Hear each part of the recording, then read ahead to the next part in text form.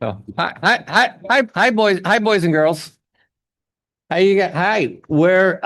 My name is my name is Mike, and I'm the chair of the Board of Ed.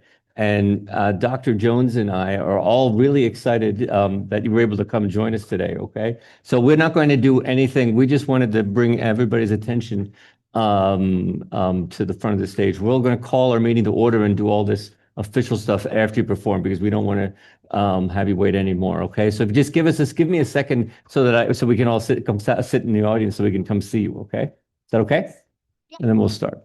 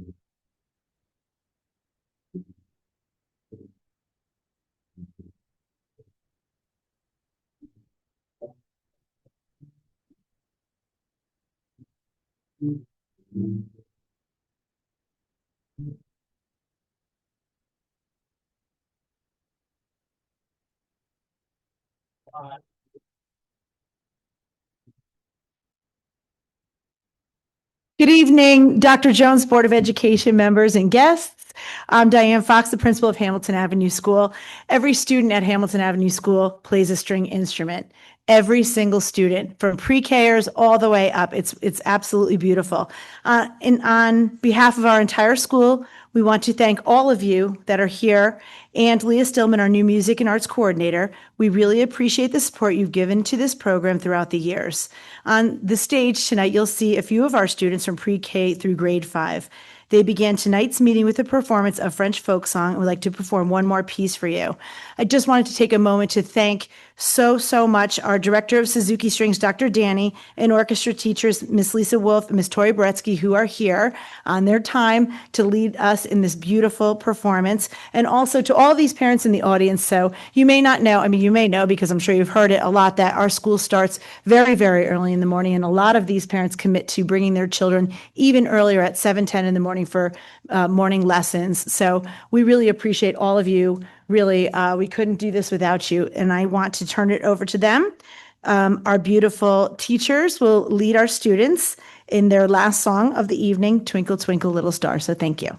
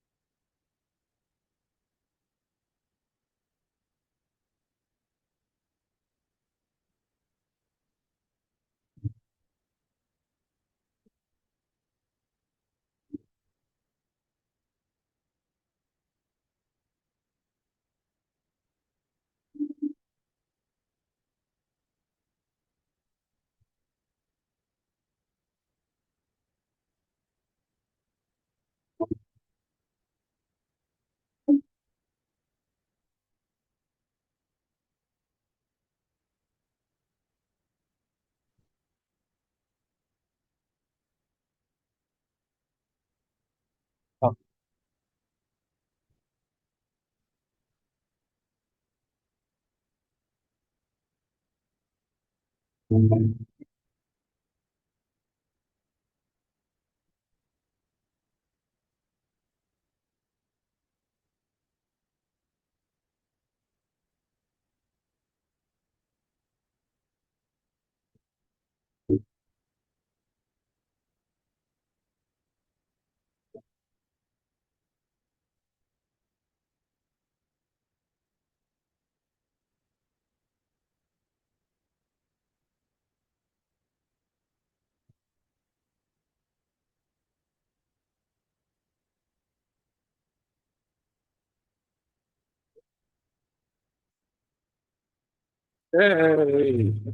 hey.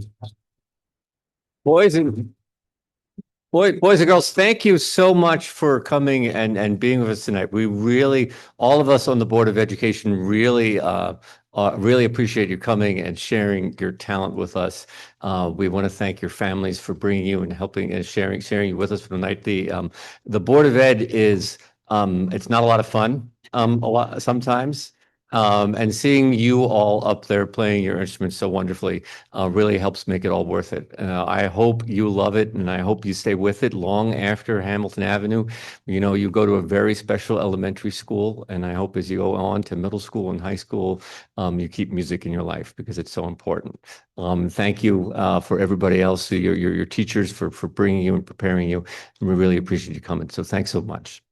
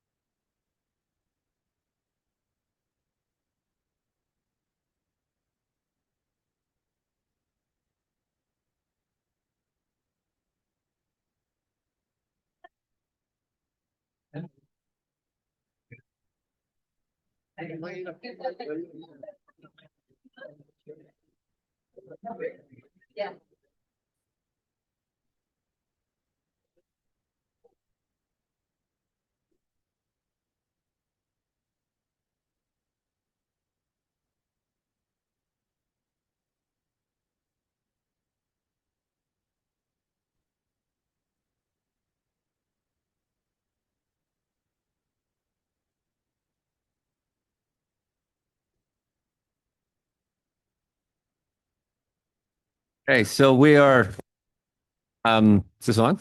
Yep. All right, so we are going to officially call tonight's meeting to order. Please rise for the Pledge of Allegiance.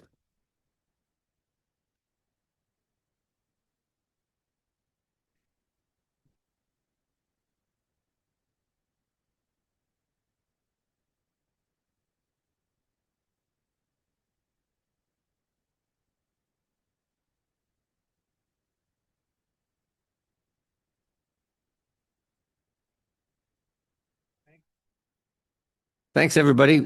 And thanks for joining us. We're a little out of order. We walked in and saw a bunch of early elementary students twitching on the stage. I felt better to just let them go forward instead of doing the Pledge of Allegiance and all that stuff. But so that was great, though. The Ham Ave. We're going to move in. We have a massive agenda tonight of all sorts of different things. Some high interest and some and all important. So we're going to get right into it this morning, this evening. First, though, is the consent agenda, which I did not forget. Can I get a motion for the consent agenda? So moved. Thank you, Mr. Cheney. All right, Ms. Sophie seconds. All in favor of the consent agenda? Is Karen with us?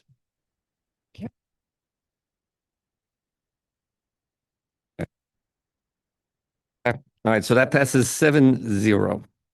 Okay. All right, Dr. Jones, you're on with the superintendent report.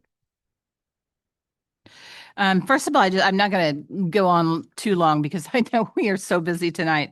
But I would just want to remind people that every Friday in our GPS note down on the bottom, we do list all the different community events and things that are happening. There are a ton of events this time of the year, from musicals to, choir and string concerts. So I just encourage you to check some of those out. They're fantastic. I also just want to mention, oh gosh, I just lost my train of thought. All right, it'll come back. I'll pass. Yeah, sorry.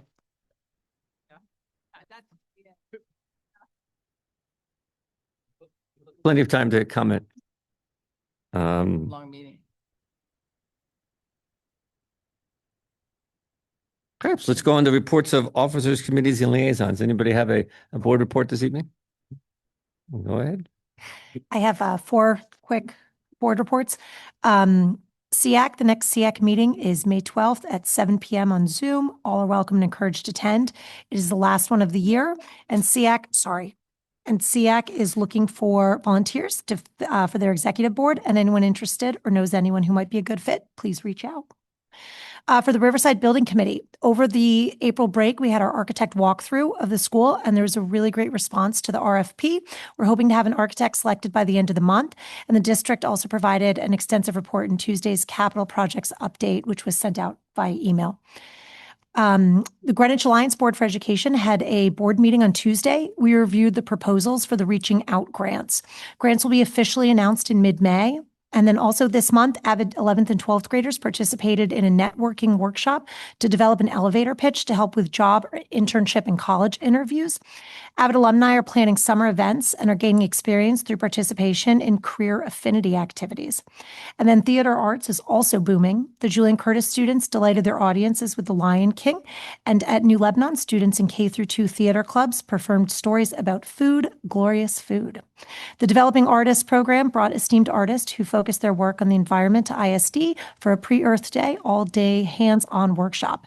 And they will also be at OGS on April 22nd.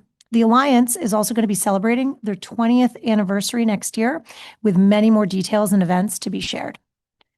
And my last, and I'm going to say, I think my most important report this evening is this week, the recipients of the Distinguished Teacher Awards were named. So I would ask that we all congratulate the following award winners. Patricia P.J. Connolly, who teaches first grade at North Street School. Cody Ludvinsky, science teacher at Western Middle School. Michelle O'Brien, third grade teacher at Parkway School. Sarah Roth, art teacher at Riverside School. Laura Burdick, English teacher at Greenwich High School. And John Ellinger, advanced learning program at Julian Curtis School. And please mark your calendars to celebrate this incredible honor of the Distinguished Teachers, Thursday, May 7th, 4:30, right here at Central Middle School. Congratulations. Here. That's great.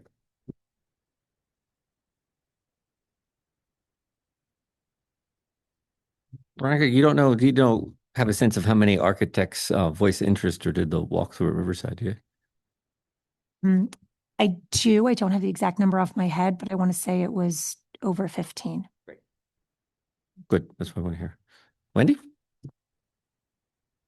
The Italian Textbook Committee met on March 31st for our final review meeting. As you may recall, the committee evaluated various proposed textbooks and will be presenting the board its recommendation at next month's board meeting. My second update is for the Julian Curtis Building Committee. The dedicated members of the JC Building Committee have been meeting diligently. For example, Mrs. Chiavaroli stepped in over break to meet with the new contractors. Thank you. The new contractor, J.A. Rosa, will begin work on the cafeteria and kitchen on June 1st. Work will only occur after school. During this time, the school's kitchen will be closed and the district's food services department will offer summer-style modified meals. The project is expected to be finished for the first day of school on August 28th. We now have a confirmed date for the ribbon cutting, which will be on September 14th. September 14th? 14th. Okay, awesome. Go ahead. Karen? A quick update from the GHS Science Textbook Committee. I will not share too many details because I don't want to steal Mr. D'Amico's thunder, but I did want to say that as both a Board of Education member as well as a parent whose daughter will be using these books in a couple of years, I am really pleased with both the process and the outcome. And I wanted to say, I think Amy Farnham in particular deserves recognition. She has run such a well-structured, rigorous process. She's incorporated input from teachers, from parents, from students, and I want to recognize all of them for their incredible focus and dedication. And really just very grateful for all the effort. This is a significant amount of effort goes into these textbook selections, particularly when you have 2 levels of 3 subjects. No, I think we're going to speak enough about Central Middle School later. So. The Old Greenwich Building Committee has exciting news in that we broke ground. Hooray! So over spring break, the construction walls went up and we started, the trailers went up and we started some preliminary work. Most of the real heavy construction is only going to start once school is done this summer, but out for the summer. But construction has started there at Old Greenwich, and so far we're 1 week in, we're on time and under budget. Policy also met this week. There's one policy item on the agenda tonight that we'll talk about that later. Board member vacancy policy continues to percolate, so we're making slow progress there. But we also started talking about looking at possible revisions to our political activity on campus policy, as well as I'm talking next time about something safe harbor, which was a recommendation from the town board of ethics committee. So we're going to take a look at that, and then also we're also taking a closer look, which we talked about last month, on a possibility of a student representative on the board. So all those are policies afoot. We meet bi-weekly to try to keep the ball rolling on all of these things.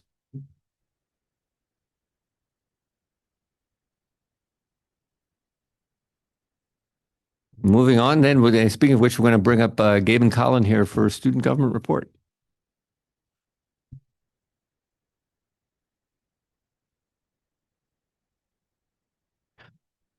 All right. Good evening, distinguished members of the Board of Education, Dr. Jones. I hope all has been well since our last Board of Ed meeting.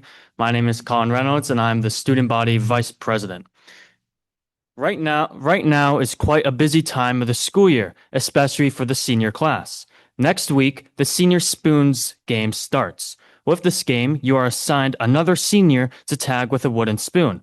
However, certain safety rules exist to not disturb the classroom setting and to add more excitement. On Monday, if you wear oven mitts, you cannot get out. On Tuesday, it's pool floaties and goggles. And on Wednesday, it's underclassmen. Thursday and Friday, safety will be voted on soon by the grade. Additionally, many seniors have decided on colleges, and decisions have been rapidly appearing on the class's official Instagram decision page. Students highlight their school, major, and parent with a cute baby picture. May 1st is a national deadline for acceptance, and on that day, seniors will come to school dressed to represent their college.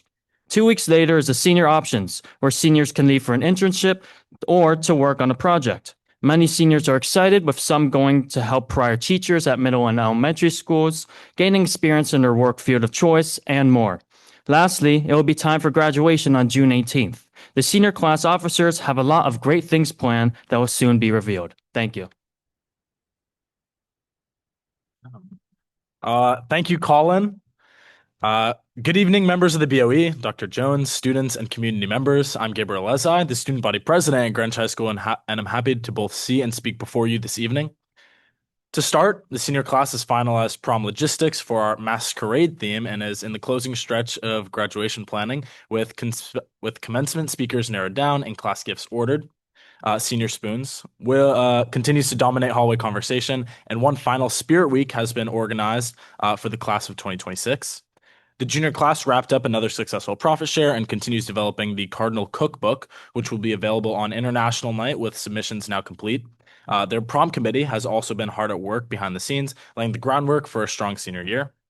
The sophomores ran a successful Gophers profit share and are already putting together one final profit share to close out the year. And the freshman class has continued its new tradition of having a monthly morning movie with great success, and is also organizing an after-school candy sale and one final end-of-the-year event to honor the seniors. This has also been a notable month for GHS recognition more broadly. On Tuesday, April 21st, Greenwich Public Schools will hold the 2026 Community Service Awards at our own Performing Arts Center, honoring students across the district for their service work in their schools and wider communities. Among the honorees, GHS senior Riona McCursey has been named the winner of the prestigious Fleischman Service Award. Her work is a reminder that students are defined not only by what happens to them inside our classrooms, but by what they do beyond them, and that efforts like hers inspire the rest of us to do the same. Beyond class level work, though, I would like to extend thanks to the administration at GHS for the new speakers which were recently installed in the Student Center. Investing in quality of life improvements serves to better our community, so I extend my gratitude. And for the freshmen's monthly tradition of having a morning movie, it has significantly improved the movie watching experience. And I'm very proud of what the school community has built this year, and I look forward to seeing what comes next. And so with that, I'd like to thank you for your time and for your service to Greenwich. I look forward to speaking with you next month. The Board of Ed stands ready to provide any and all movie recommendations. Be careful what you wish for. Welcome, Margaret Jackins from the GEA. Good evening, Chairman Mercanti Anthony, board members, Dr. Jones, and community members. My name is Margaret Jackins, and I am the president of the Greenwich Education Association. Tonight, I'm here to speak about teacher attendance and the message we're sending to the educators who support our students every day. Dr. Budd provides you with a monthly report as to how we're doing, and I think we're doing a pretty good job.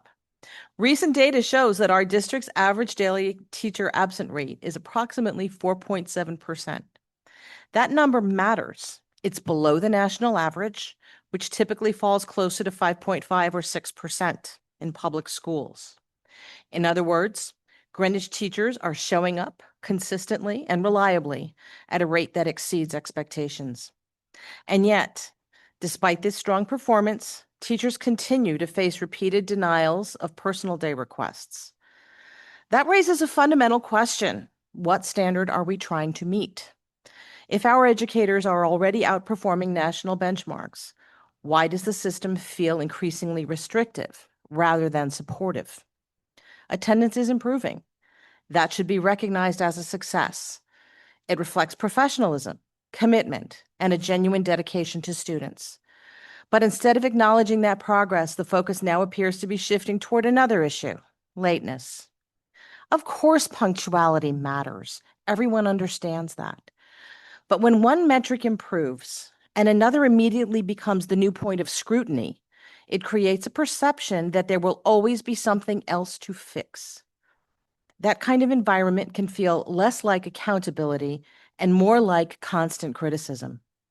We should be asking ourselves, what is the goal?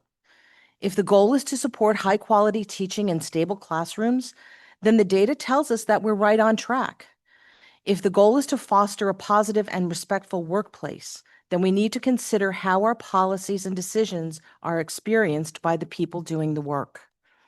At some point, it's fair to ask, why does there always have to be something to scrutinize, even when progress is being made?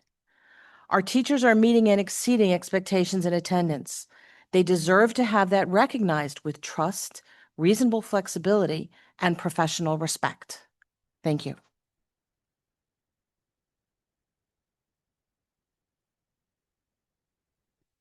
Oh, yep, there she is. All right, we welcome Mrs. Lisa Sylvester here with the PTAC.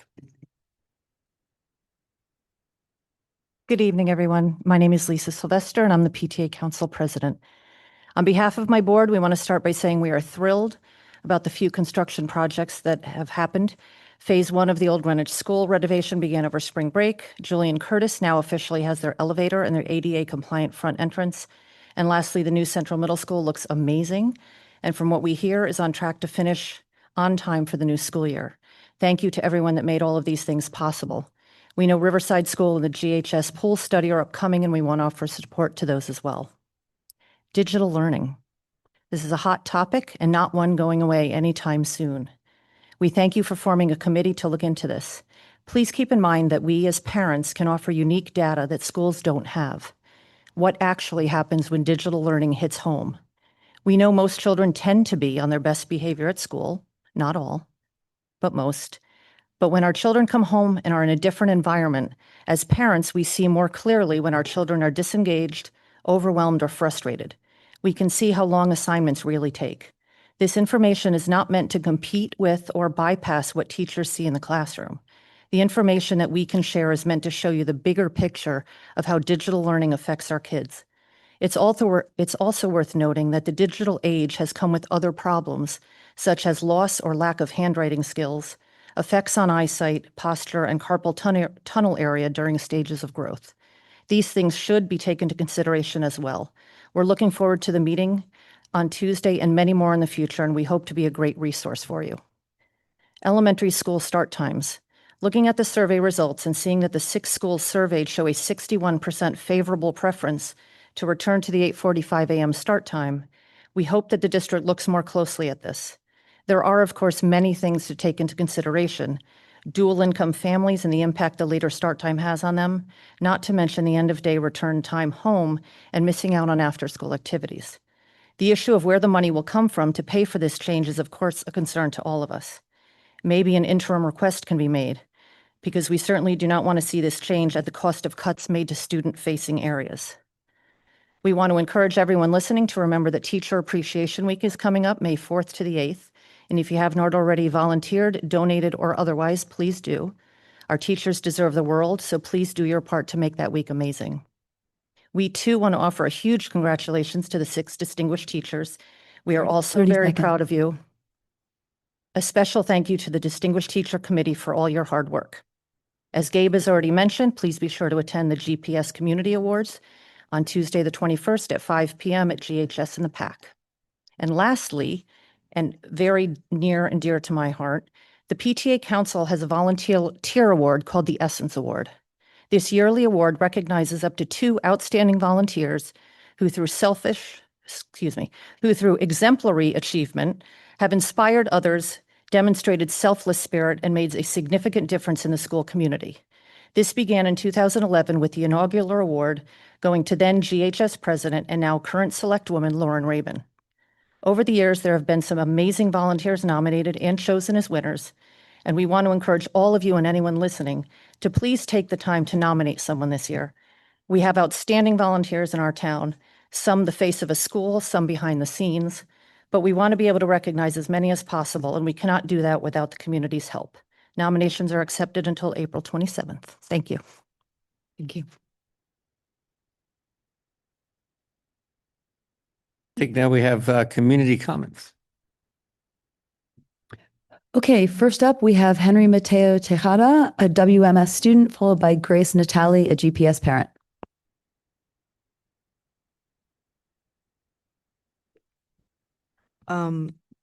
Good evening, board members, Dr. Jones, and the community members. My name is Henry Tejada, and I'm a 7th grade student at Western Middle School. Today, I'm here to speak to you about the concerns and health risks due to the buses being parked at Western Middle School. There has been a large uprising in traffic ever since the buses arrived at WMS.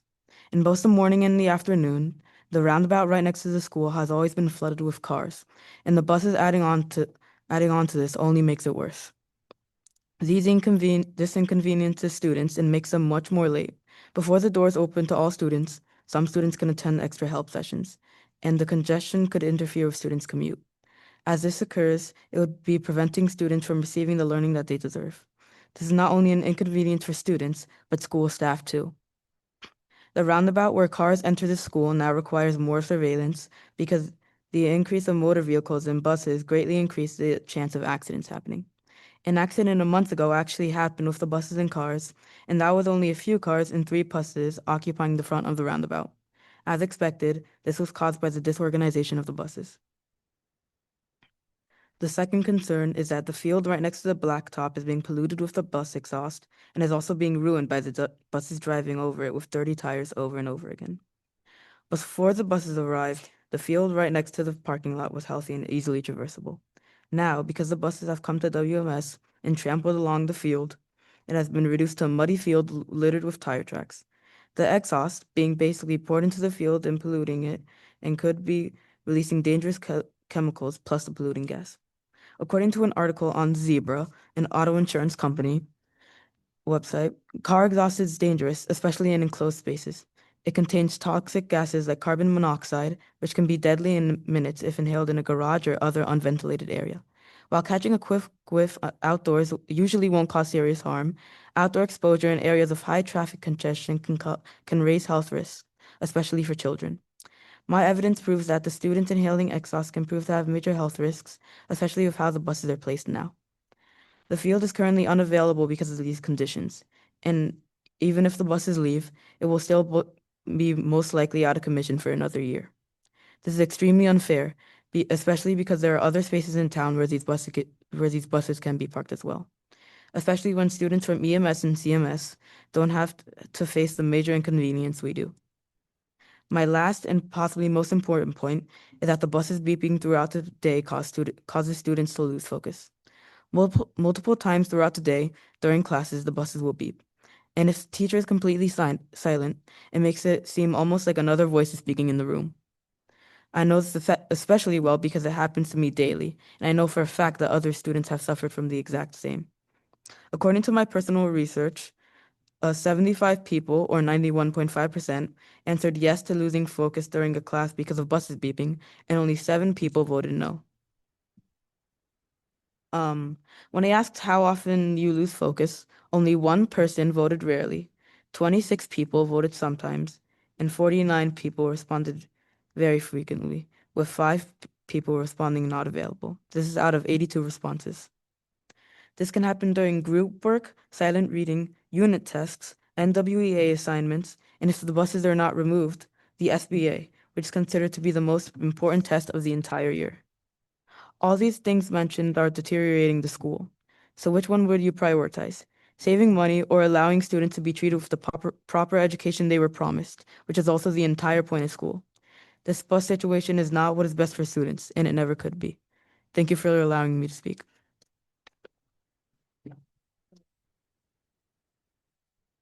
Henry, thank you for that. We really appreciate it. Next up, we have Grace Natali, followed by Gabriela Leza. Is Grace here? Grace here or online? I am. I'm online. We Hello. can Oh, you can hear me? Yep, go ahead, please.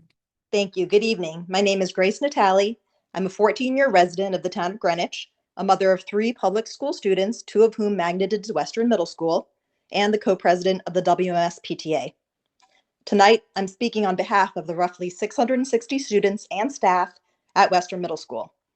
It's been 8 months since the school year began, and 8 months since we were first told that district buses being parked at Western and at all schools would be a temporary measure. While I called the parking situation untenable in the fall, we, as a community, understood the predicament this Board of Education faced when the district's planned parking option fell through. We extended grace and have been incredibly, almost relentlessly patient. However, it's now April, and I ask the BOE to please seriously consider managing and meeting the expectations that it sets. The students at Western, just like you heard from Henry, have not gone one day of instruction this school year without hearing the necessarily loud beeps of reversing buses.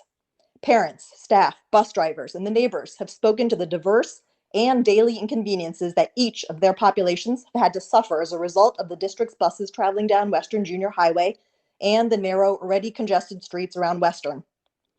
Tomorrow is Career Day at Western, where many community volunteers will kindly share their professional experiences and perspectives with our students.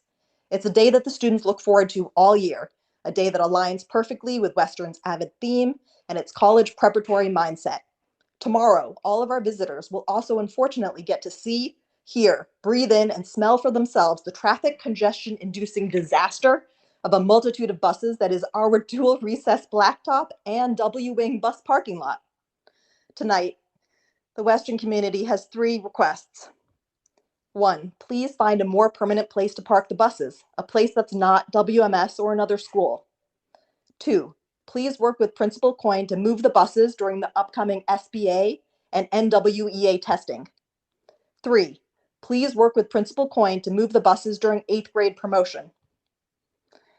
I know that not all of these are easy to do, but we really appreciate your consideration and your action on these. Thank you very much. Okay, last up, we have Gabe, this time speaking on behalf of himself rather than the student body. Hello again. I know I said it'd be a month till I would speak to you next, but it's a little atypical, but this is something I'm quite passionate about, so I thought I'd say something about it.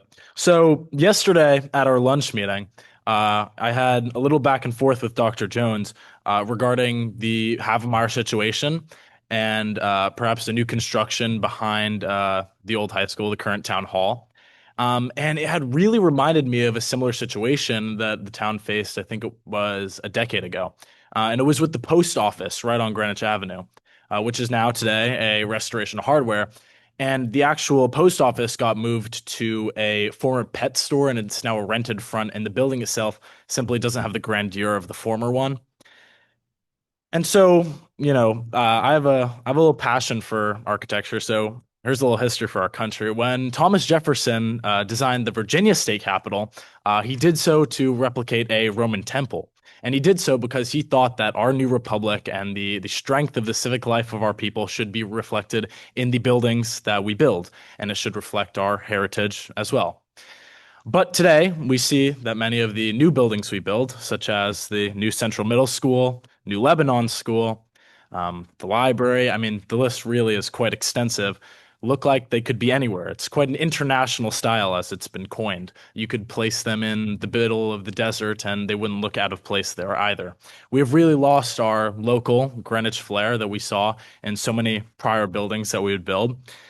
And when it comes to our civic buildings in particular, perhaps where the BOE itself is housed, they should have a civic face, because without a civic face, they tend to just be buildings, and they don't really tend to inspire generations to, pursue a life in public service if you simply pass through them as a building.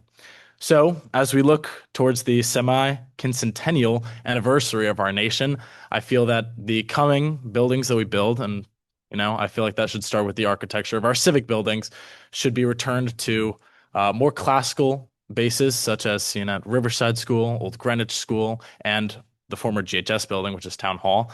They tend to be a lot more reliable, which is why Havemeyer stood for 130 years, whereas this current CMS only 70. But with that, that's all. Thank you. Thank you. There's no one else on the list. Anybody have any comments or want to ask any questions or thoughts about anything we heard during the public hearing?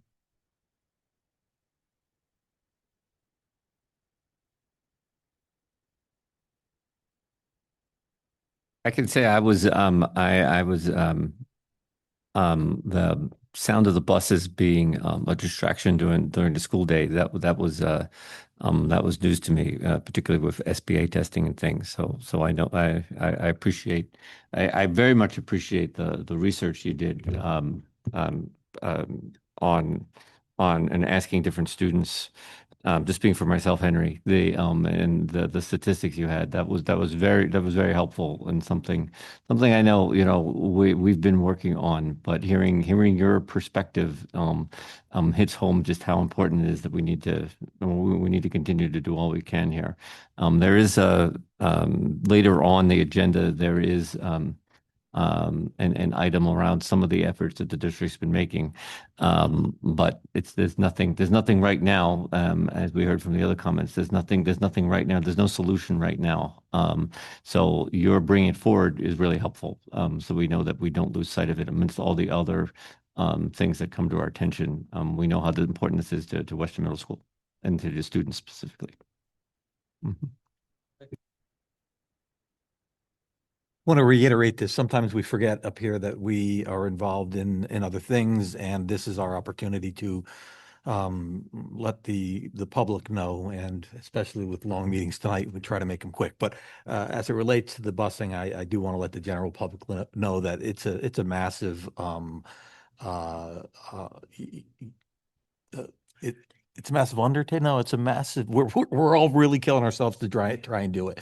The administration is really spending a lot of time and a lot of energy, and we know how important it is, and we are really doing everything we can. I think we had some expectations. They didn't happen. No one's keeping their not keeping their eye on this ball. It's very well stared at every day. I myself have literally gone to areas that I think could be promising and knocked on the door, left notes on the door, spoken to people, and that's from an elected BET position, whereas Ben and Tony get to see the work that they do as well. We have our eye on this ball. We just can't hit it. We're trying our best, and we're going to keep trying. Thank you for your input. It inspires us. We recognize how frustrating it is, and we're going to continue to work diligently.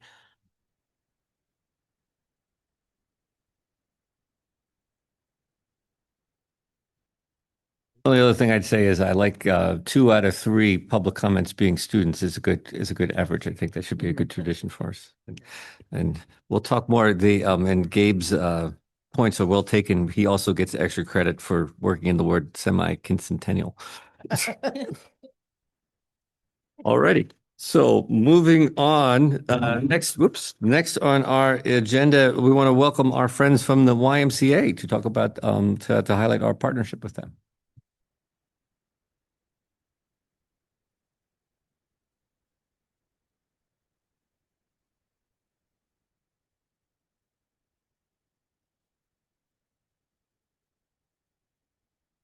My name is Matthew Scarap. I'm the CEO at the YMCA of Greenwich, and I have the pleasure here to share a little bit about our partnership with the district and a little slide deck to go along with that.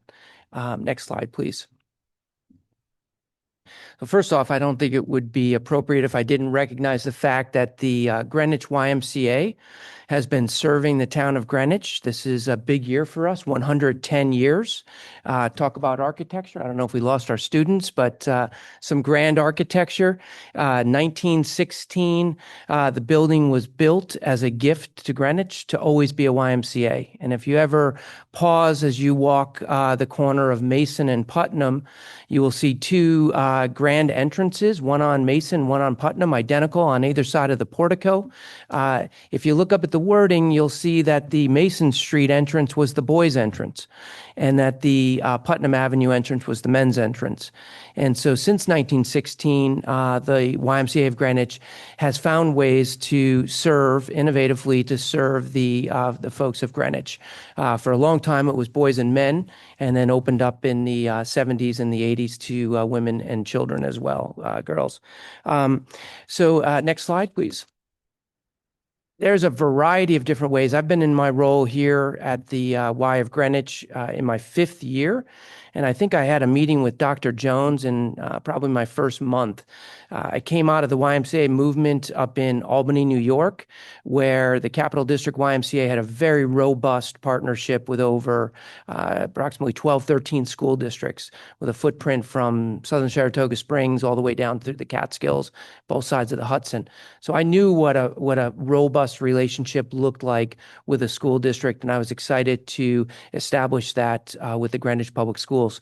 I'll go into a little bit more detail on each of these, but youth development, healthy living, social responsibility are the pillars of the YMCA, and we are doing that in a variety of different ways, representing those pillars with the public school system here. So, and I'll go into a little bit more detail, but youth development and family support. Out of school time is a really a big piece of what we do.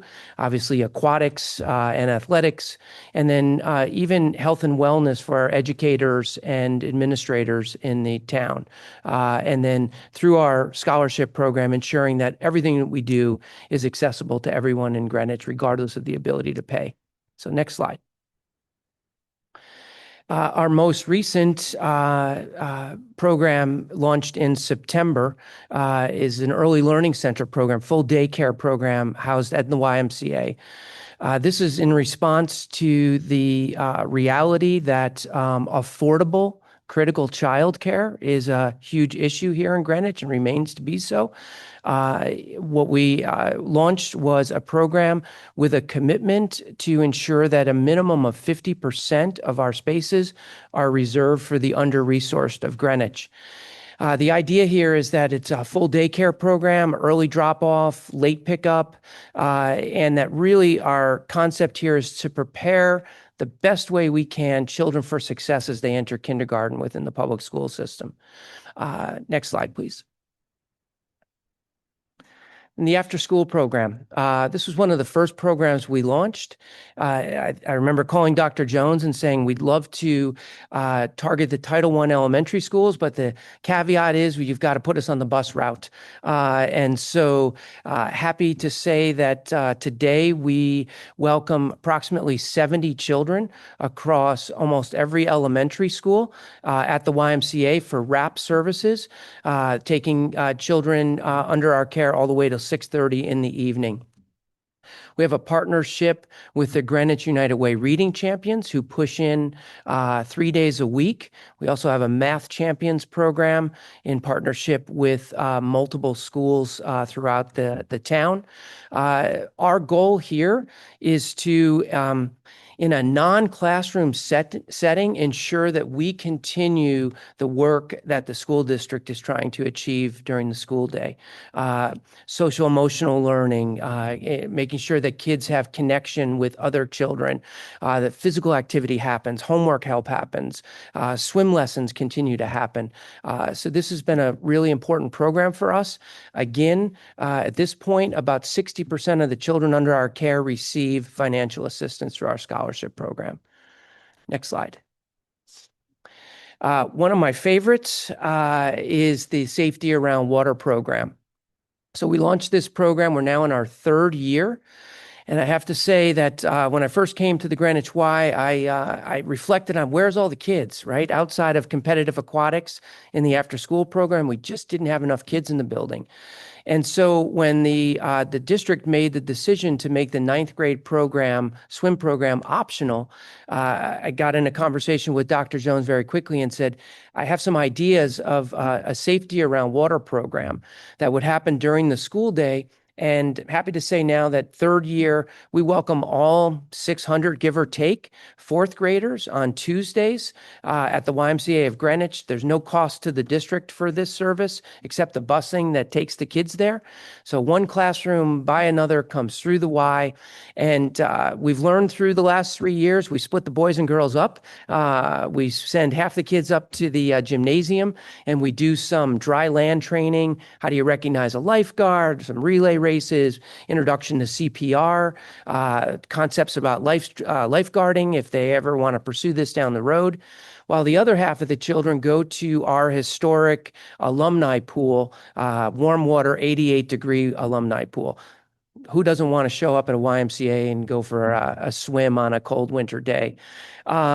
And so what they don't realize is that there are multiple stations in the warm water pool. Our swim instructors are there. Our director of swim school is on the pool deck. We work in great partnership with the district and have lists of the children so that we know them by name when they come in. And what we do is we move them through each of the stations, and in a way that they don't even realize it's happening, we're testing whether or not at the age of 10 or so that they have adequate water safety skills. We've learned to ask some other questions. Have they ever taken swim lessons before? Do their families spend time in or around water? And what we're finding is that on any given year, anywhere between 85 to 110 of those 600 children do not have adequate water safety skills. Those children are then invited back for free 8-week lessons at the Y at no cost cost to them. We're still working out the kinks to try to get more of that percentage of children to show up and take advantage of those 8 weeks of swim lessons. And then those who do come in and begin to realize that they want to continue to learn how to swim, we will put them through progressive swim lessons through our financial aid program. This is really important. The number one preventable death of children is drowning. We live in a waterfront community. As the premier aquatic facility in town, we felt like this was our role to step up and find ways to ensure that whatever we do, we play some role in making sure that that does not happen here in Greenwich. Next slide, please.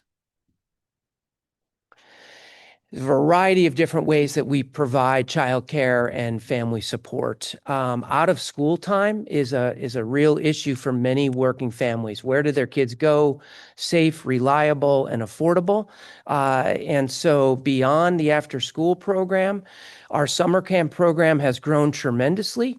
We now serve anywhere between 110 and 125 children a week in what is for many families critical childcare during the summer months. Very excited to say that this summer we have signed an agreement with Scouting America, and we'll be running camp out at Camp Seton in Glenville for our older kids, our third, fourth, and fifth graders, and also launching a much more comprehensive leader in training program for middle schoolers and counselor in training programs for children who are 14, 15, 16 years old heading towards employment opportunities.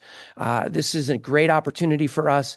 Again, 50 to 60% of the children are from the free and reduced lunch population here in Greenwich. And the other part is last year we were approached, the summer school program needed a wrap program, right? So those kids who got out of the program early afternoon still needed childcare. The YMCA, we stepped up and we launched a program, and those kids who are interested, families that are interested, are bused over to the Y for the wrap service in the to support the summer school program. The other thing is teacher professional development days, right? Vacation days throughout the school year. We have seen that program grow tremendously. On any given school holiday during the school year, we'll have anywhere from 20 to 65 children at the YMCA, again, providing critical childcare. Next slide, please. We also run a variety of youth programs. Right now, we just are about 3 months into a leaders program. This is targeting the tweens, which are often difficult to figure out ways to engage them. But we've got about 15 kids from the Greenwich Public Schools right now who are doing all sorts of service projects that are supporting the community. We're working in partnership with organizations to figure out how to help them, whether it be toiletries that will go off to neighbor to support their program and the folks they serve. A great way for children to learn leadership skills. And then a variety of other educational enrichment programs, sports programs that happen in the after school and out of school times. In our winter program, we had over 100 children from the Greenwich community involved in those programs. Next slide, please. Competitive aquatics is, as everyone knows, the YMCA of Greenwich built a Olympic pool and opened it in 2007 in response to the fact that we have a very large commitment to aquatics here, right? At the high school level, we know that. Some of the most successful aquatic programs in the country come out of our high school. And so proud to say that our club teams operating within the YMCA, we have approximately 550 children involved in the programs from as young as 6, 7, 8, all the way up through high school in water polo, dive, and swim teams. And many of those children are students of the Greenwich Public Schools. And so we support their out of season time at the Y in our clubs, and under our expert coaching, continue to develop their skills. We know that we're seeing a lot of children out of, a lot of seniors out of the Greenwich public school system who are signing to compete competitively safely at the collegiate level. Happy to say that the YMCA plays a part in that, ensuring that our clubs are moving those children along in their progression and getting them more readiness. I will say that I will know when our YMCA arrived because we will celebrate a kid in Greenwich who will be the first to go to college in his family, perhaps, partly because we got some access to our club programs for those kids. And that pipeline through the Safety Around Water program is beginning to get those kids access to that Olympic pool deck. We are signing kids. We've got two athletes now, former athletes, who are on the USA national team of about 35 for water polo and likely will be in LA in a few years. And so Stanford University, Harvard, Brown, MIT, there's no reason why we can't have some of the children from our under-resourced communities there in the years ahead, for sure. Next slide, please. I'd also like to say one other thing. I know the challenges that the district is having with the high school pool, and I was very happy to be able to ensure that the dive program at the high school continued by providing access to our dive well at the Olympic pool at the Y of Greenwich. Next one, great. We know that a healthy workforce matters, right? Time out of work, wellness, health and wellness is really critically important. About 4 years ago, we decided to launch a program to support those who serve the community of Greenwich. And so our town of Greenwich membership reduces our membership fees by 40% for all town employees. We've got well over about 150 town employees, including many administrators and educators who have taken advantage of that program, and accessing the WISE programs and services to ensure that they continue on their own health and wellness journeys. And then next slide.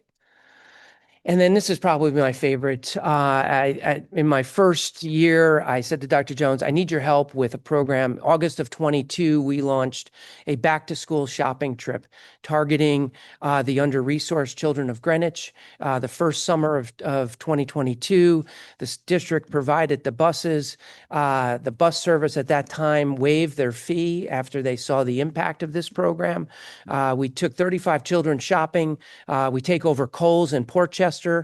Many now of your educators have become volunteers for this program, which is really fun to see. 25 children, 25 volunteers.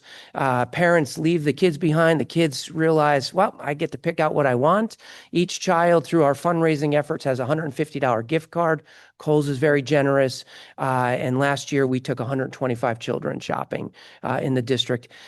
It's a big burden for many families. It's several $100s to prepare for school so your kids are confident. And there's nothing better than watching children put on new sneakers and sweatshirts on the bus, hot August nights, back to the Y for a community photo. But we love this program, and we'll continue to do this in the years ahead as well. And then next slide. And then I think this is the biggest one for me, and I'll just highlight the numbers. 4 years ago, we were providing about $250,000 in financial assistance through a variety of different programs at the Y. Last year, that number rose to close to $600,000. And this year's budget has us committed to providing $850,000 in financial assistance across all platforms.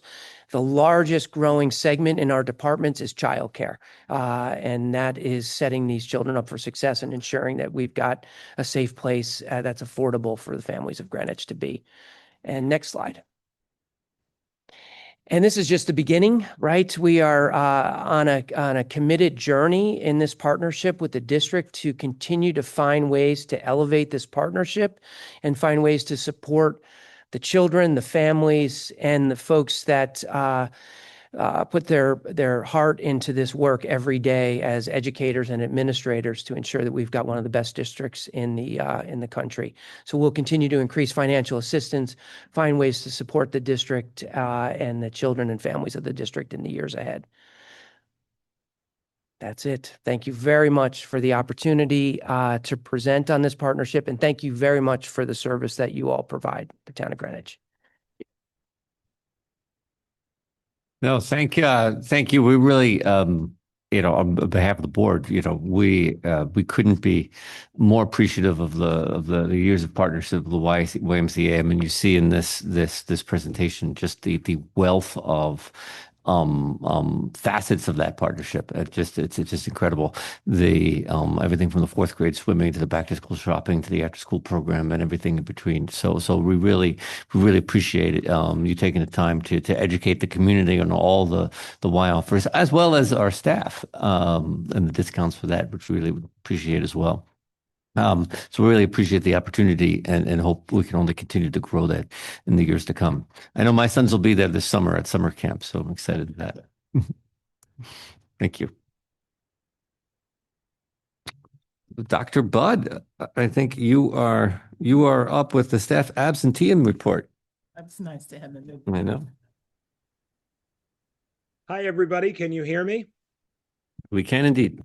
Excellent. I appreciate the earlier time tonight, but I know that the Wheel of Fortune will have me at the end of the agenda in no time at all, a few months anyway. There are two brief things I would speak about on this report. One is I added the past 4 weeks, and basically at this point in the year, the data more or less has stabilized. And second, I turned the presentation sideways and made the slides larger in reflection of your comments last time. Other than that, it's an informational item. I'd be happy to answer questions or just have you accept where we are at this point. Karen? Thanks, Dr. Budd. I wanted to propose, first of all, really appreciate this, and I understand a lot of work goes into this. I think we might be at the point where it makes sense to pivot to a quarterly update. Potentially last month, we also talked about maybe going broader. Certainly absenteeism is not the only HR issue, right? We've talked about substitute fill rates. We've talked about teacher morale. There's a whole range of issues that are relevant. So I think I would suggest maybe we do a bit more of a management by exception. And I'd ask you to advise us, but if we do this once a quarter and only have an interim update if one of these key metrics you monitor breaches a certain threshold such that it becomes a problem again. I think, as we heard from Ms. Jackins this morning, we are down on staff absenteeism from the levels that raised the concern that started this to become a regular agenda item. But of course, I'd welcome thoughts of my colleagues up here. I support that. Yeah, I do too. Karen, I think that's a great idea. I would support it also. Dr. Budd, I think you're off the hook for next month. All right. I won't take it personally. Thank you so much. Anybody else or Mr. Mercante Anthony? I mean, I said, well, now that you've demoted me, and no. I'm so sorry. I'm kidding. Mr. Budd. Yeah, right. No, I mean, I think we talked a little bit about it last week. It was something, some of the things that Karen mentioned, and I know you're preparing something for later spring around June. Yep. Vacancy rates and other HR matters like that. So maybe it's something to think about as far as moving forward. Because that's a more robust report, doing that less often, but some other indicators that might be good for us to keep an eye on at this level. Yeah. I would be happy to do so. Thank you. No problem. All right, Mr. D'Amico, I believe you have a textbook recommendation for us. Good evening. Yes, I do. I'm hoping Mike will access my video because it says that I cannot access my video. Can you hear me at least? Loud and clear. We can hear you and see your team. I think Mike's trying to tell you something. Well, there we are. Good evening. Well, let me make sure I get this right. Good evening, Chairman Dr. Michael Mercante Anthony. I don't want to get chastised. Dr. Budd's going to be very upset the rest of tonight. I can guarantee you that. Welcome. Technically, it's Michael Joseph. There you go. And I blew it too. Thank you. Well, I was just trying to make Dr. Budd feel better. Okay, so tonight we're excited to be here. As you can see, we do have members of my team joining as well. We're here for the first read of several of our new textbooks. And I want to start by thanking Wendy and Karen for your comments earlier. It is a significant undertaking to sit in on a textbook review committee. And I think you all have now firsthand knowledge of what actually it does take. And we do an incredible job. I think the teams do an incredible job of doing their due diligence and preparing thorough presentations to the board so that you can make thoughtful and informed decisions. To that end, I do want to mention that there are some textbooks that we initially thought we'd be ready for you to do a first read on that were not quite ready. Upon further reflection, there are a few, and Mr. Hoyt and Ms. Farnham will talk to you about those in a minute, that we need a little bit more time. One of the things several years ago, I was tasked to create a textbook review committee process. And I think we have a pretty good process in place. But when you think about at the high school level, the expertise and the content speciality of our staff, I think we need to go back and look at our textbook review committee makeup and perhaps be more inclusive of more teacher voices. And so to that end, I think we're going to pull back just a little bit tonight on some of our recommendations so that we can go out and talk to more teachers. Because at the end of the day, we want to make sure that the teachers not only feel comfortable, but also confident and that they feel like their voices were heard. So having said that, again, I want to thank everyone who has served on a textbook review committee, either past or present. I appreciate your time. And we have Sean and Amy tonight for science. And we have Dr. Shanker, who will be presenting our Italian selection as well. So with that, I'm going to turn it over to Sean and Amy. And I'm thrilled that you can actually see them because they're coming all the way from the West Coast because they're actually representing the Greenwich Public Schools. And they can tell you a little bit more about that as well. So Sean and Amy, take it away. Thank you very much, Mr. D'Amico, and thank you everyone on the board and Dr. Jones for allowing us to discuss the book review tonight. And I also want to echo how well Amy did with running the committee while I was at Western Middle School this year for a small part. And so we're here to, we posted a video, and so we're here to answer any questions. I think one of the big things to understand about our recommendations is, in 2016, when the NGSS standards came out, we basically made a homegrown curriculum.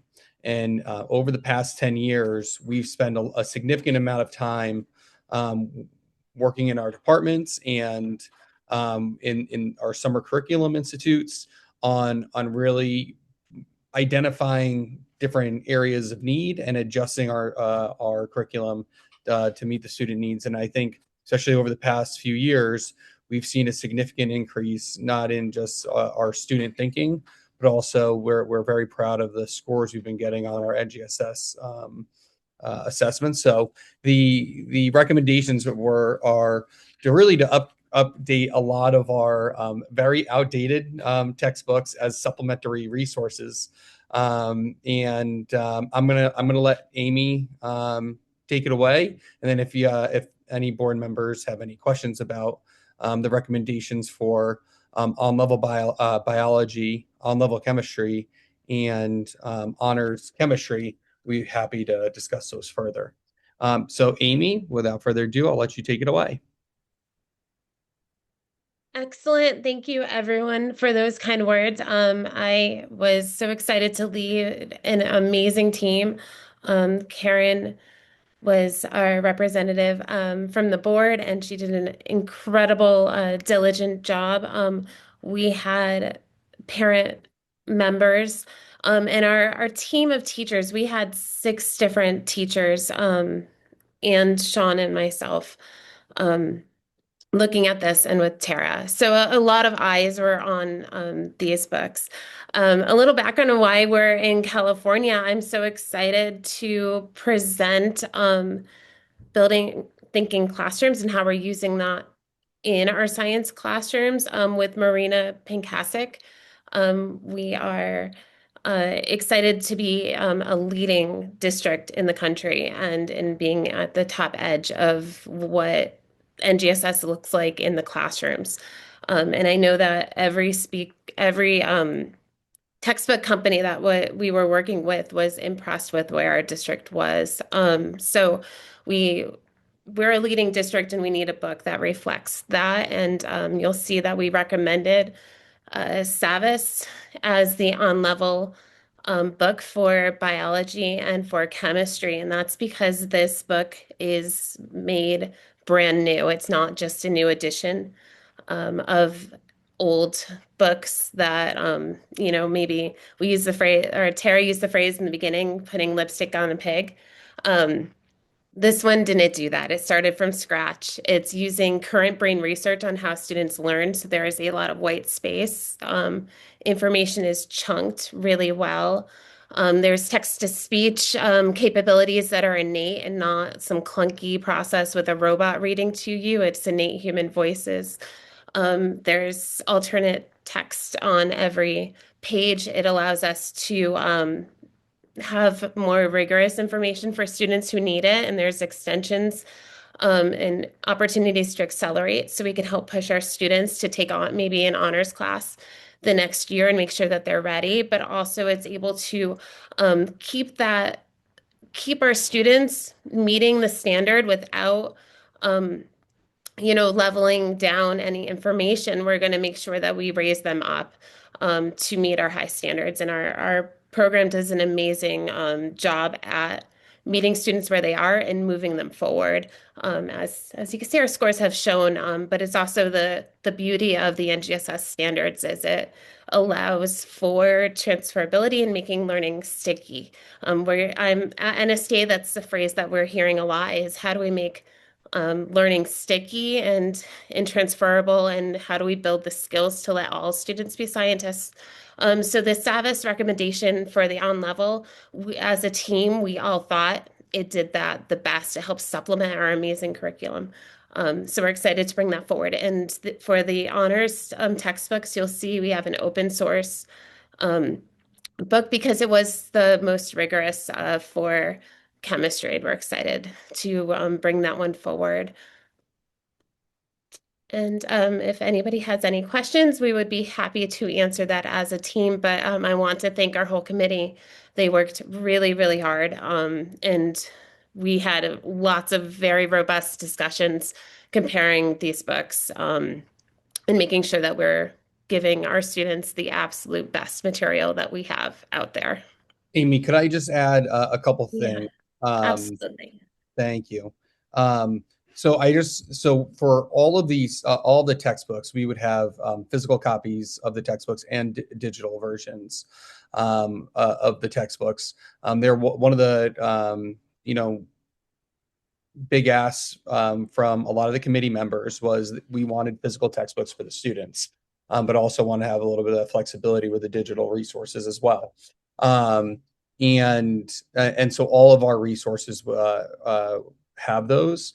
And then in regards to the why physics is not on there currently for the recommendation, we originally put forward a recommendation of Savas for on-level physics. A new book came in at the end of our recommendation process, and we're going to be reevaluating that next week and then bringing forward that new recommendation in May. Again, we want to make sure that we have enough teacher voice and the committee can review all the resources again to ensure that we're putting the best resources in front of the students. I apologize, Sean. Did you mean honors physics? On level and honors physics. Oh, both on level and honors. Yeah. So yeah, we're going to relook at since a new book got brought in at the end of the process. It was literally like on recommendation day. We decided that we were going to take both of those books off to ensure that everyone has an opportunity to see both all the resources. And then we're going to re-put forward the recommendations after everybody's able to see the each resource. All right. So to clarify, so as far as the first read, we're not voting on anything this evening, but as far as the first read, we're looking at biology, chemistry, and honors chemistry and honors biology. Well, I guess those are the recommendations, although the honors biology is not really a change. Honors biology is not going to be a change. We're going to move Right. forward with our current book, and then next year we received really late information that originally the book we understood the book was not going to be updated, and then in December they made a change with that, and we reached out again to see if there was going to be any update, and they said, oh yeah, in December we decided we're going to re-update that. So our Okay. team is very happy with that, and we do love the Concepts and Connections book. So we're going to look to renew next year, go through Great. the process again and renew Right. next year. Awesome. So before any questions, Karen, anything you want to add as a committee member? Yeah, just wanted to, just a couple things. So on that honors biology, this was a book that was only going to be available digitally, and given parent concerns, we had ruled it out. But when we looked at across other high performing districts, they all had been using that book, and I think they were probably all facing the same dilemma. And so we were mourning the lack of that option. And then the week after we discussed it, we got the good news that it is available. So that was a really pleasant surprise. And as far as the Savas books, I just wanted to say, we looked at a long list. It was there. This was a clear winner. This was not close. It is readable. It is engaging. I mean, it really draws the kids in. We looked at the diagrams for the same topic across all the books. The diagrams were the best. I mean, this was a clear winner for the on level. And, similarly, as we look at the OpenStax for chemistry, the level of rigor, the math, it is, for those who don't know, OpenStax is a project from, I guess it's Rice University. The professors there have written the book and actually make it available. It's a nonprofit. They make it available for free, and the print copies they sell at printing cost. But we did not weigh the fact that it is much cheaper. It is by far the best book for the honors level. Questions? Yeah, Bob. I just wanted to say you have a huge fan in Karen here. She's been talking to me about, as you guys were discussing it, she's been talking to me about, this is so awesome. It's so amazing. I actually just had out of curiosity on a technical level, I assume it's on the digital that the text can be adjusted to different reading levels. I find that fascinating and and an amazing benefit. Yeah, it's actually, so it can go 2 grade levels lower. And so, and if the students want it as a printed resource, there's a button right down the bottom left. You can just click print and print that area for it. And again, the nice thing about it is Savas does such a great job of chunking the information. So one of the things that we really enjoyed about the platform was it basically walks the students through in a very similar way that we introduce work to students in the class with a phenomena, and then they go through these mini experiences, and then so the mini experiences are also phenomena based, and it will talk a little bit about the content, but then they have to engage in like a science and engineering practice or cross-cutting concept, making it a 2-dimensional question, and then it further extends that as you move on into a 3-dimensional question. So it starts scaffolding the work for the students, and it's chunked really nicely that, it's not like they read a ton of information, then they have to go back and forth to try to find information. It really walks them through the process really nicely. And again, a lot of the accessibility features that are on the digital platform for students who may need that with the speech to text, but also the alternative text for anybody who might have a visual impairment, are really well done. It explains the pictures and the diagrams, the data very well. And so we were very pleased with that because we want to make sure that we're having resources that are accessible for all of our students. That's great. And the scaffolding sounds like a great way to make it sticky, as you say. Yep. Yes. Thank you guys so much for this. What's the lifespan of these textbooks? I'm just interested. Like, how long would you expect to be using them in any of the classes? About a week and a half. Uh, so the digital licenses are 6 years, is what we're looking to purchase. But the books could last much longer. You saw with the honors biology recommendation, or recommendation is to continue. So then the books would still be relevant. And Savas said they print about every 10 years with a new edition, but every book is different, but that's roughly what all of the companies were saying. But Mr. D'Amico, this probably speaks to the curriculum cycle. Yeah, exactly, Mike. One of the things that we try to do in the curriculum management plan is forecast when we will have renewals. And sometimes, though, the publishers will surprise us and accelerate a new edition. And other times, what we'll find during an internal review is that we don't need to adjust what we have, because when we look at our academic performance and we garner feedback from teachers and administrators, what we have seems to be suiting our needs. That said, sometimes standards change as well. And when we have expectations that change, we have to change with them. But the point is, a standard license is typically 5 or 6 years. And so I want to reinforce the point of why we do our due diligence, because we are investing for an extended period of time. Perfect. Thank you so much. Any other questions on science? Okay, great. Thank you. We're talking Italian? We are talking Italian. Dr. Schenker, please. All right. Good evening, everybody. We had a wonderful committee comprised of teachers, parents, and Wendy did double duty for us on our committee. And we looked at 3 different resources. And we came up with, it was a clear winner for us as well, was CLET, and it was the Giovanni Reporter. Both the teachers and parents and even students who looked at the book really felt that it made Italian accessible. It is modern. It is coming out this June. We got an advanced copy, so it's hot off the presses. It really speaks to the teenage learner. And what's really important about Italian is that our students who come into Greenwich High School choose to take Italian in 9th grade. And so they're starting their Italian journey. Many of them come in with experience either with Spanish or French from the middle school. And so having a resource that's new, that is centered for students, is really important. And one of the things that we also really liked about this program is that our AP Italian teacher felt that it really scaffolded well for students who wanted to challenge themselves and get to that AP level by the time that they were a senior, so that there was enough rigor within all of the units that are provided, but there is also a tremendous amount of scaffolding and supports for all learners. The other thing that our teachers really appreciated was how modern and up to date the technology is in terms of the listing comprehensions and the different activities that students can do online.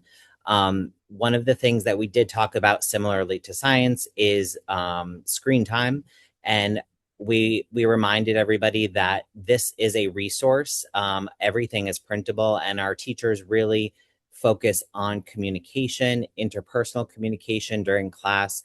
And the textbook, especially online, is really something that is a resource that students have if they're at home and they need help. We also will be getting a set of hard copies so that we do have books available, especially if a student has a concussion from sports and they can't be on a screen. We want to have that accessible to them. So we think that this is a really positive step for our Italian program, which has not had a new resource in some time. Italian resources are hard to come by. They are not as ubiquitous as Spanish. So this new resource is very welcome by all of our teachers. Are there any questions? Wendy, anything you want to add? Oh, I just want to say I was very surprised that you're here tonight. I thought it was going to be next month. Thank you for giving the update. And it really is such an exciting Italian book. I mean, I want to take Italian myself. It was so exciting to see. I can't wait for the kids to actually be able to use it. Everybody worked really hard on it. I mean, yeah, So thank you. Thank you to all the teachers and parents. Any questions on the Italian textbook? And to clarify, just to reiterate, so we are getting hard copies of that as well, right? Yes, we're going to get class sets, not copies for each student. Each student will be rostered to the digital book, but we will have class sets within each classroom. Okay. I worry personally, I mean, I just talk about myself. I worry about that. I wonder if that's something we talk about. We don't have a policy or tradition as a district. But I know I have a lot of reservations about not moving forward with not getting a book per kid, given everything that we're continuing to learn about digital distractions and online learning and all the challenges out there. I worry if we're not setting ourselves up for the success we need. I get the importance of some of the digital tools, particularly in something of Italian, but I worry that systemically, if we're not setting ourselves up for full success, if we don't have a book for everybody. Yeah, go ahead. I agree. I mean, we've had a lot of discussions about this, and especially with a lot of the digital learning you heard PTA mention tonight. We can buy the books. We can't make the students use them. We have 10 to 20% of our students that will actually want a hard copy book. And we have to, I think, from a staff perspective, be very realistic that wasting thousands of dollars of books that sit on the shelf, it's not wise. And if you go back even, 15 years ago when we used to buy books, it was a whole different issue where the books all weigh, 50 pounds and kids had these heavy, heavy backpacks and they were hurting their backs. And then everyone would say, why are we not going digital? I think it's finding balance and for a student who really wants a hard copy book. And it's about kind of looking at, we estimate based on what we know, because we have physics books that we bought, I want to say 5 years ago, maybe even 6. And a lot of them have not been used and still sitting on the shelf. And so we want to avoid that issue while also providing what our students need and want. So I share that with you because there are also students who want the screen reader. They want components that come with an online that you don't get with a hard copy. So we're trying to be very thoughtful about it, but not wasteful. Go Karen first. Yep. Look, budget hawk that I have been, I appreciate the desire not to be wasteful, but there has been a lot more research that's come out more recently, and I'm not sure that our families, our students are aware of the educational outcome impacts that the studies are showing. And I am concerned. I like saving money. I'm concerned that a classroom set is insufficient. And I do think it may be worth finding some way to do a little bit of educational outreach so that students understand. They certainly easily understand the cons of carrying a heavy backpack, but I'm not sure that it's well understood all of the advantages that have been discovered on print text that more than the 20% may decide make it worthwhile. It just kind of made me, I'm reminded of a few years ago when my son took honors bio. He did take a book home and it was falling apart. So people do use them. And I think it is important to have them for them to use.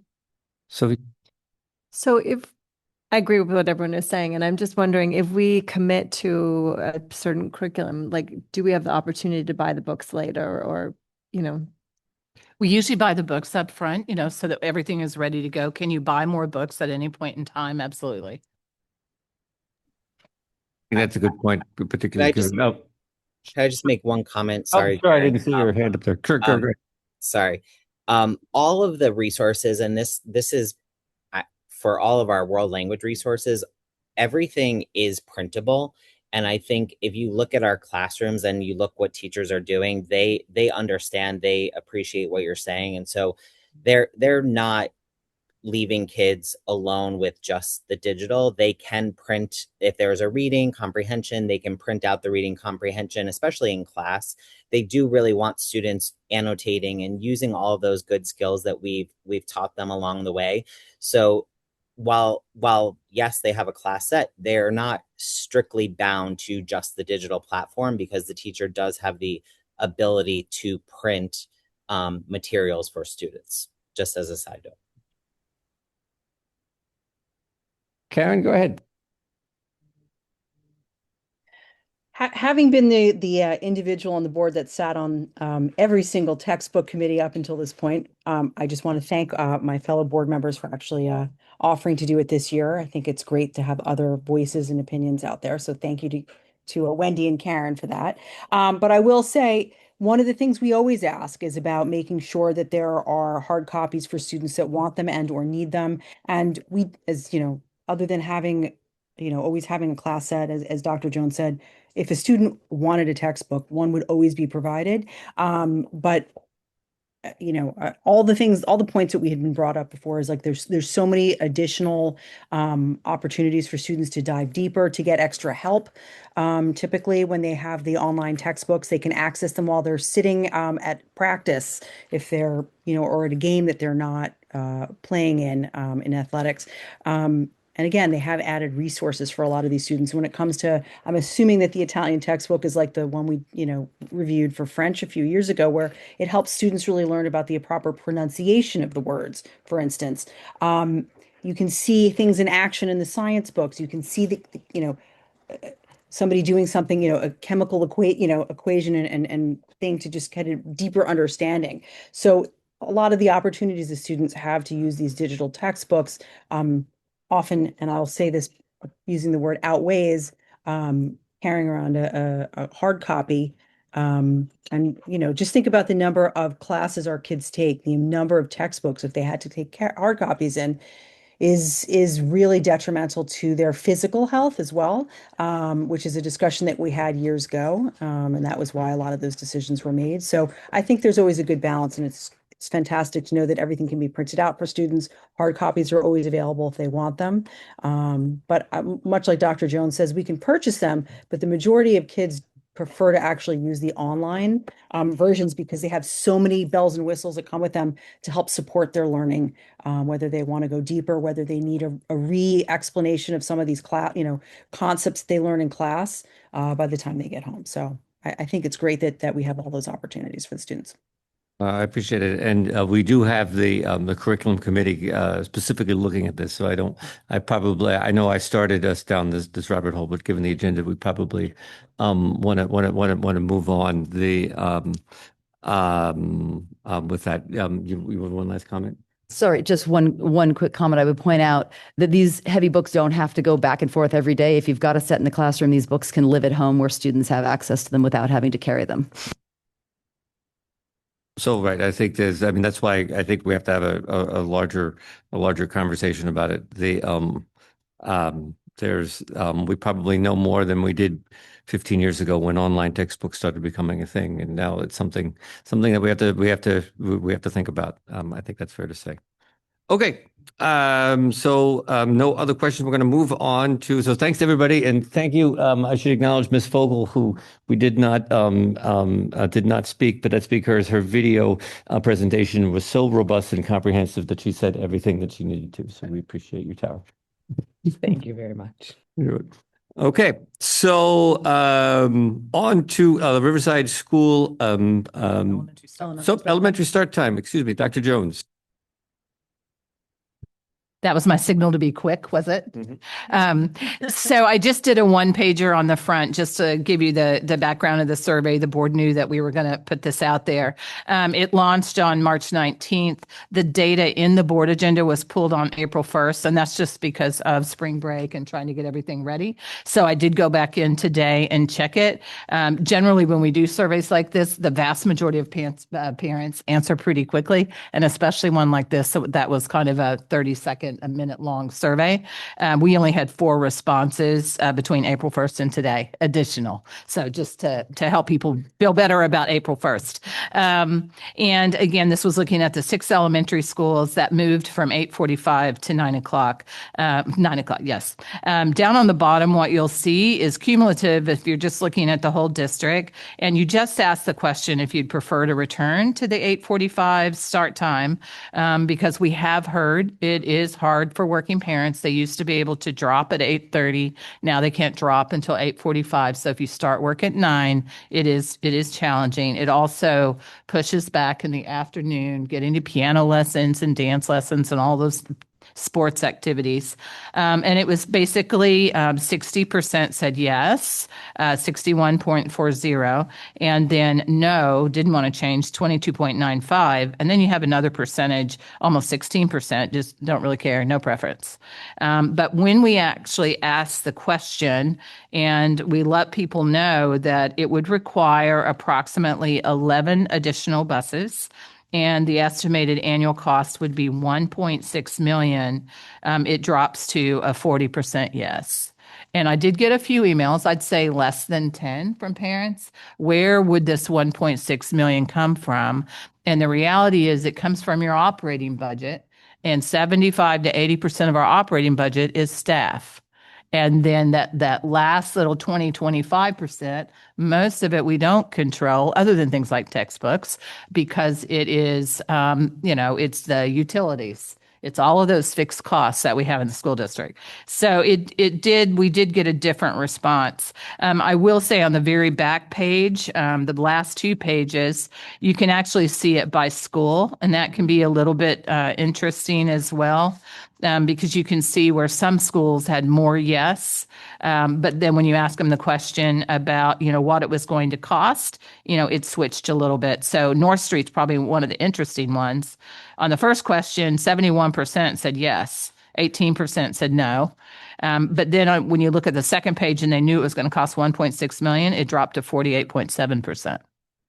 So each building is a little different, and I think sometimes that can have to do with proximity. Too. I mean, for Glenville and Parkway, it's a little more difficult for parents in the afternoon to get from their buildings down to dance or athletics or whatever's happening in the middle of the town. And so again, I guess it's just getting a sense, and we don't have to do it tonight, from the board, because I know in the budget committee we had talked about using surplus. The board, I think, was pretty strong to say didn't want to go in that direction. The BET didn't support us going in that direction. What I have said, and even to PTA at their full meeting, where all the PTAs are there, is that maybe from a school district, I need to do more work. I have more time this year because we're not changing the buses like in the 11th hour. But to look at a different strategy to help these 6 buildings, how can we get that 20-minute challenge in the morning where parents could drop off at 7:30, and maybe we need to look at paying a small stipend for a teacher or somebody that can come, just like we do for cafeteria monitors, so that parents that really need it could actually drop off. And so I think maybe looking at a different solution that doesn't cost 1.6 million. Can't help in the afternoon, but right now those few parents that need to, they just check their children out early. Which, parents have done for years in school districts. So that's where it is. I thought it was fascinating, actually. I thought the percentage would be higher for yes. I just have a question, like with North Street, which seemed to be the one, right, where people are most passionate about wanting to change it back. How many of those students take buses? So that if we did have the stipend and have teachers there earlier, if you're taking the bus, it's not going to help you, right? But if your parents are dropping you off, then you could start something earlier. So do you see what I'm saying? Like, if you wouldn't be able to access that early start if you were on the bus. Is that true? That is true. But what I have heard, and again, it's not quantitative in that nature, it's more the parents that are dropping physically with their cars, because they're the ones that drop and then they can't get to work. They can get them on the bus early, but it really was more about how it was impacting their morning, and getting where they need to be in the morning. So, I mean, I, for one, prefer the idea of having some sort of early morning drop-off program and spending the money on that, giving the parents the flexibility, then adding more buses to our fleet of buses that we're struggling to park as it is. Well, and I will say, because you heard Matt tonight, and he's been a great partner. We've really worked on a lot of programming, and we had a discussion before school started about whether or not he could find some YMCA staff that could run a program like that. And we were pretty positive about it. But again, we were changing the entire, everything. So we really just, it was too difficult to get it off the ground. But I do think there are other solutions where we need to be maybe a little more creative. Veronica. As someone who, and I've said this multiple times, has lived a lifetime by the time I drop my children off at 8:45, because they've been awake for a long time. I am in favor of the earlier start time. I do understand the cost. I have two questions. If there were some sort of stipend for staff for an early morning drop off, I guess my question is that something that needs to be vetted? That, like that a parent, has to like run off to work, or can anyone just go and use that service? That would be my first question. And my other question is if we're not changing the start times with the buses, if we have success finding a place to park the buses, and would we consider this in next year's budget? I think we could. There are so many outstanding factors, though. We don't have a contract for next year as of today. So what is it going to cost next year? Are we going to find a bus slot and that's going to be X amount of dollars? I mean, there's just too many questions right now, unfortunately.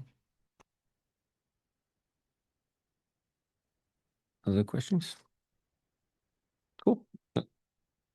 Oh, go ahead, Karen. Well, I had two questions. I know the budget committee, you said, had discussed using, any, unused or leftover funds that will return back to us. But, I think it's certainly, before we even move forward, it might be something that could certainly talk to the BET about if they would be interested in having a discussion with us on an interim for this, because it wasn't something we necessarily considered. But I would hesitate and say, or ask the question prior to doing this, is that it's not exactly fair for parents who do have to put their children on the bus if they can't, they don't have transportation to get their kids to the school that early. They're being negative. They could be possibly negatively impacted both ways. I also know that there's a lot of parents who don't send their kids on the bus because the buses, aren't always the most reliable. Some mornings they're, at the beginning of the year, especially, I know it was a little bit of a bounce back, but there's people that choose to drive specifically for, to guarantee that their kids get there at a specific time. So I think there's a couple of factors that we didn't really look into based on just a few survey questions that were asked. So I would love to just, if we are really thinking about moving this forward, I do like the idea of moving the start time back. Is finding out which parents, if people would take advantage of that early hour, Well, Karen, yeah, I hear what you're saying, Karen. I don't know if reading the room the same way. I don't know if there's I don't want to speak for everybody, so speak up. I don't know if there's a lot of interest in what I'm hearing for moving forward with an interim to change start time given these statistics. No, you've read me correctly. Yeah, me as well. Well, again, I think it's, the majority of parents that were, responded said that they were certainly interested in moving the start time back. So, well, let's correct that. No, the majority said no, they didn't when they found out the cost. Right. Said 40%. Yeah. Go right. ahead. Well, that's because at the point we don't have that funding. The question is, would we be able to get it? That might change the question. That's all. Hold on, let me call Dr. Jones for a second. If I can just address the interim, that's the exact same situation we were in last year. We can't do an interim because an interim happens at July 1 or after. And we are working on buses as the year ends. We have to know that we have the money to go into the contract for what we need. And we can't wait. An interim happens too late. So it would be not doing it next year. It would have to be a budget discussion during the budget process. All righty, then. Never mind. And my understanding was that the questions the survey led into was knowing that it would cost this much money. How do you feel about it now? Not, hey, we don't have the money.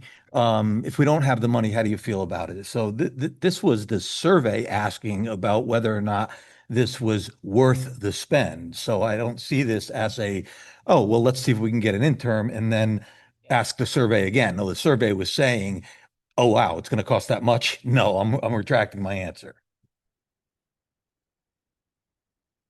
Okay, seeing no other comments, we're going to move on to our next discussion item, which is now the Riverside School Edition.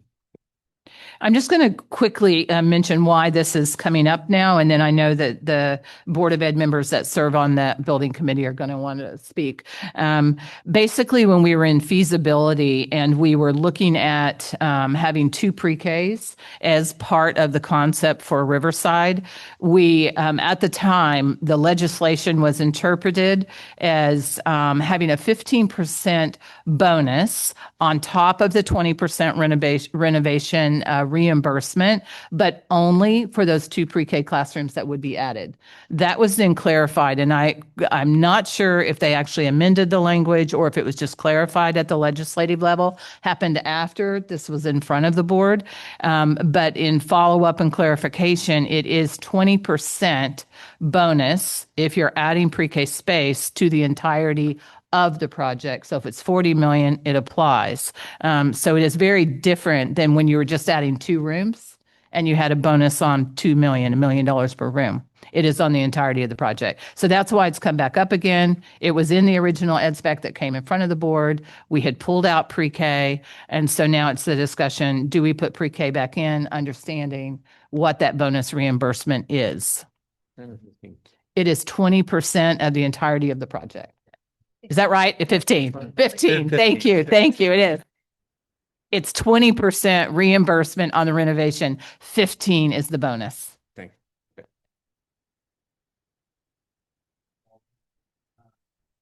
you. Before us as a discussion item is the original, make sure it's clear, is the original ed specs that we approved a little more than a year ago. With the pre-K page that we pulled out a year ago back in.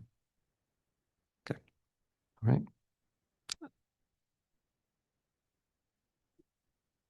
Who wants to start? Do we want to go to we've Paul and Veronica have both been on the been working with the Riverside committee. The Veronica's going to take the lead moving forward, but I don't know if you guys want to say anything to. I think maybe we let Karen start, and then Veronica and I may be able to help answer questions and guide, and then we'll share our opinion as well. But let's get off the ground with Karen.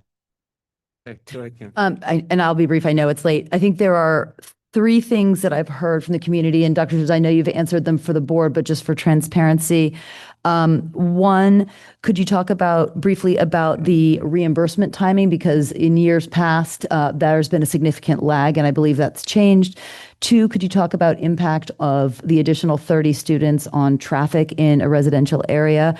And 3, I believe there was a request to look at what the cost as an alternative would be of building new rather than renovating. I think many of us were quite surprised to see how high the cost of the renovations to Old Greenwich were relative to what we've spent to build entirely new schools in the recent past. Sure. So in looking at the reimbursement timing, I think what floats around are reimbursements like Ham Ave that really have taken forever. That was finished back in 2009. There are 2 big factors that have changed. One is if you have followed the construction office at the state level, they went through significant change. There was some actual like embezzlement. I'm just going to call it that. I don't know if that's exactly what it was, but it was poor practice. And because of that, they actually went through a reorganization. They are much more efficient now. And I know if you look at the Q&A we sent either last night or today, it was in there where we shared some of that information. Yeah, sorry, I've read it. I just didn't think it was available to the public. No, and I thought the public deserved to know. Yeah, no, absolutely. I wasn't questioning that. I'm just for the board. I didn't know if anybody, you got so many Q&A things over this last week. I just don't want to assume you read everything. Sorry, there's a all too. So the timing is, they're much more efficient. I mean, when I email them, usually within 24 hours, if not the same day, they make every effort to email back. They know the answer to a question. They're working really well with us to the old projects to get them phased out. The other thing that really impacted Greenwich is the building committees kind of didn't see it as their responsibility responsibility to think about the reimbursement paperwork. So then we had so much turnover in Havemeyer and senior staff, like from a school superintendent, you show up, and if you're only there for a year or two, by the end of the first year, you're trying to figure out what it is you didn't know about something like that. I mean, you're trying to run schools. So there was so much turnover with Havemeyer that there were projects that had set literally for years, but we're getting all of those closed out. They're much more efficient and we're more efficient. The impact of the 30 students, in the Q&A we sent you today, you can see where one of the questions shows you how we time pre-K differently in those buildings that need it.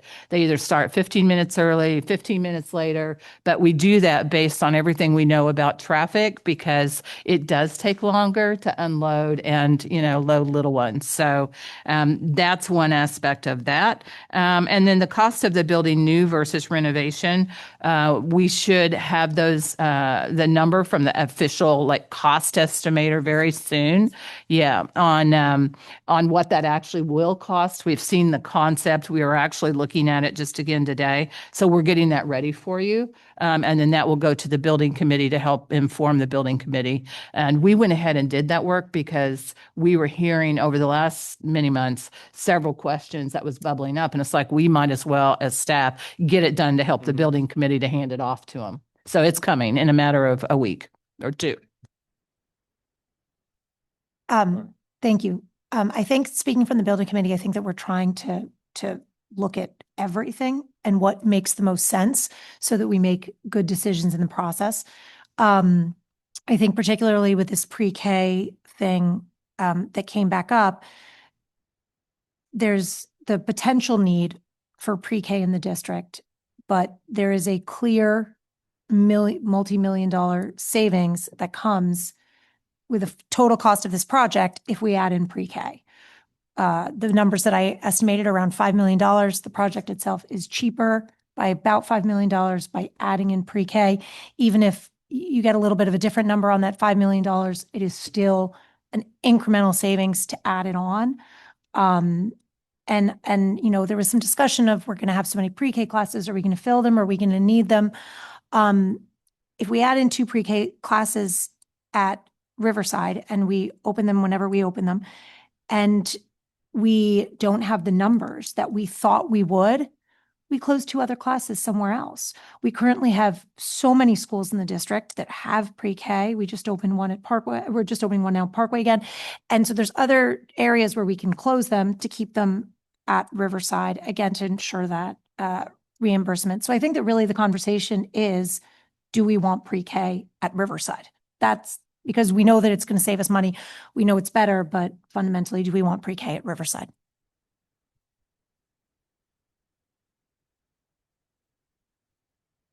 One thing that Veronica and I had a conversation today about is, if you look at our enrollment projection report, Cos Cob, Glenville, those buildings that are expected to be exploding, it was very difficult to get the 3rd pre-K at Cos Cob. And we had to dislocate a class that's upstairs that we preferred to be downstairs. So if that report holds true, highly likely we would need to move a pre-K out of there because they're going to need it for kindergarten or 1st grade. Well, it was helpful looking at this and that we had just done the whole space utilization study for the entire district, because we know that our buildings are very well utilized, especially Riverside is a building that is really at maximum capacity, and even with the renovation will be quite full. And frankly, not so much just when I've been serving on the board, but as a parent in the Greenwich Public Schools for the past 14 years, inevitably we do have a pipe burst or HVAC fail or something like that. And so I also kind of just like the idea of having 2 extra classrooms on the east side of town for swing space if we needed it, because in years past, we've ended up putting people in the auditorium, actually, here at Central Middle School or at Eastern Middle School, and so it's not a bad thing. I assume those classrooms will be full and will be used as pre-K, but having 2 extra classrooms, especially if it actually saves us millions of dollars, feels like a good decision. Wendy? Well, this is our most populated elementary school. There are already traffic constraints, parking constraints, field constraints. And I just feel like adding preschool to Riverside probably would not be very helpful to the community in that area. It doesn't seem like responsible planning because we haven't identified any plan for additional parking for staff and the traffic flow.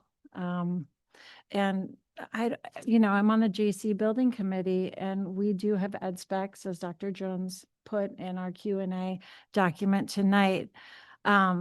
We didn't get to even go down the road of, I know you put that we didn't apply for some permit or special licensing that I'm not using the right terminology. Because JC was just piecemealed. It wasn't actually approved as a project. Right. There's not an official building committee that has to go through the state. Otherwise, we wouldn't get reimbursement at all. Like we're not getting on the elevator or anything else that is being done. Right, but we could revisit and we could probably apply for that and we could probably get a reimbursement for that one. I'm just saying I don't think we should just build a preschool just to build a preschool. I think we should really be thoughtful about where we're putting it. JC is centrally located and I think it makes more sense. It's a small school, enrollment is down. I don't know. I just think it would be easier for families to get to. For what it's worth, I agree. I agree with Wendy. I mean, I voted against I voted for taking pre-K out of the ed specs last year, out of concern of the concerns that Wendy's saying there. We have it is our largest elementary school. I remember at the time it would lose a number of things, including, there's traffic concerns, things like that, but also you lose playground space.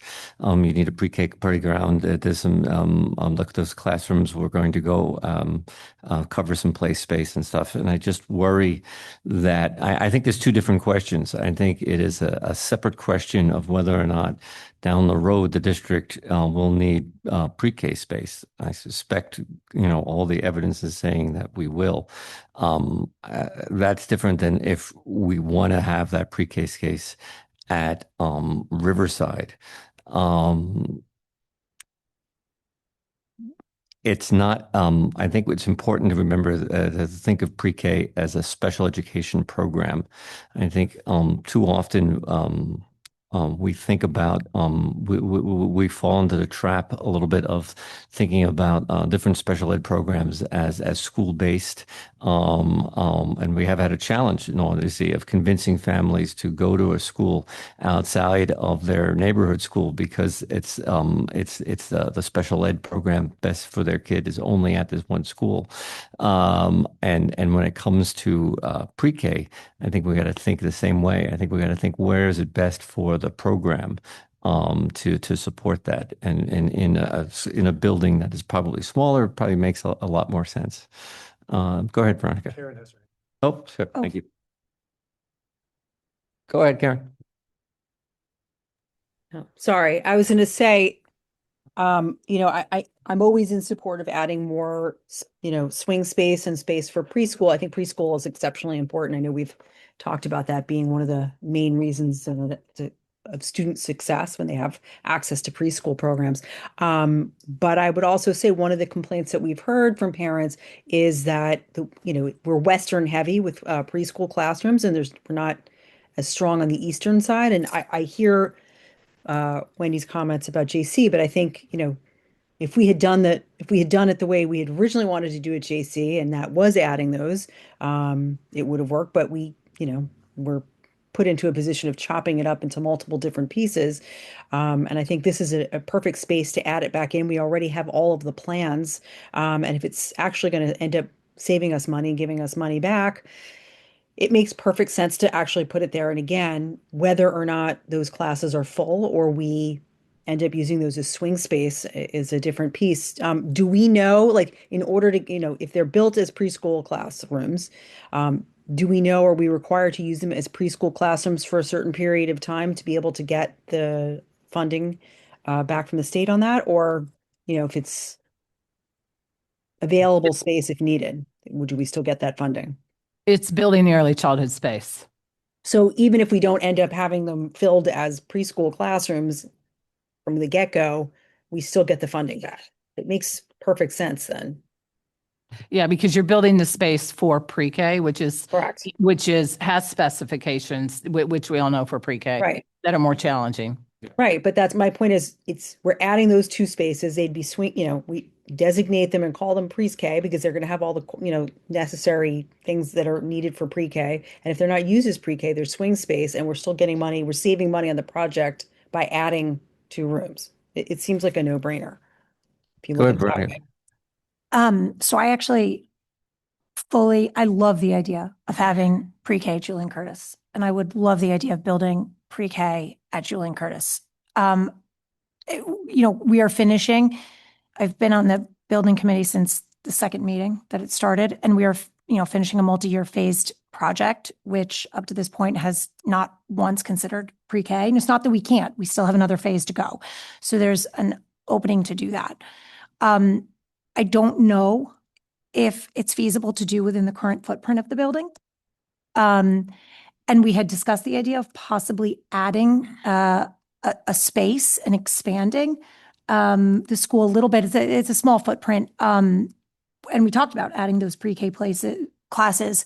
What we learned in that process is that not only is it the cost of construction for that, but that would require Julian Curtis to add sprinklers to their building, which is a $10 million cost to the district.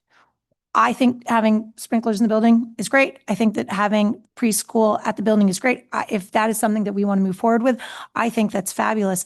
But I don't think that should eliminate having preschool at River. Like, we can do both is basically my idea, because there's other classrooms in the district that can be used for other space. As Dr. Jones says, Glenville and Coscob are very full. And there's also other schools in the district, elementary schools, that house multiple programs. District programs, co-taught at Coscob, Unique Learner at North Street, Positive Pathways at Old Greenwich, and the pre-K. This would evenly distribute district-wide programs to all of the elementary schools.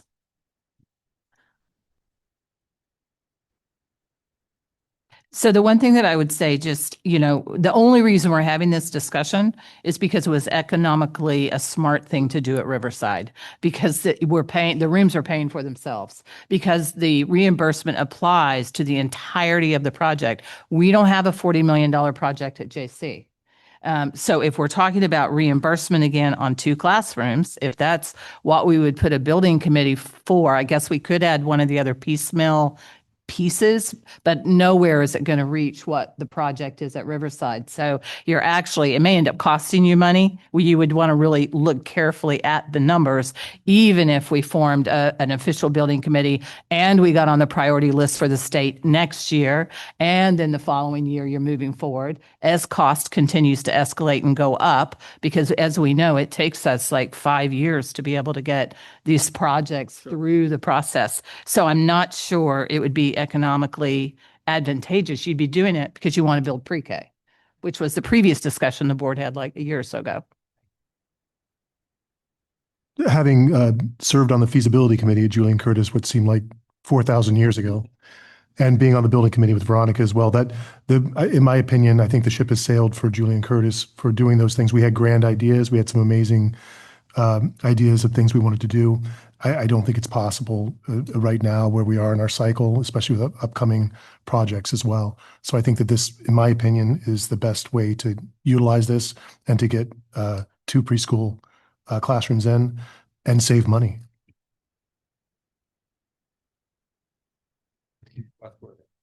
Wonderful. The last word is, I think this is a wonderful discussion item tonight, because we can look at some of the actual things here, like that extra square footage of space. Where is it going to be put? Is there going to be parking? What's the extra playground room? Where is it going to go? Is it going to invade this field space? I don't think any of these things will result in us not wanting to take advantage of this. But I do think they should be looked at, and they could avoid any unintended consequences. I wanted to double back on one thing that I heard in this conversation. I'm not sure how it crept in, but I do want to continue to be careful about how we speak about this. But Ms. Hirsch had said that had referenced student success, was much higher when they had preschool access.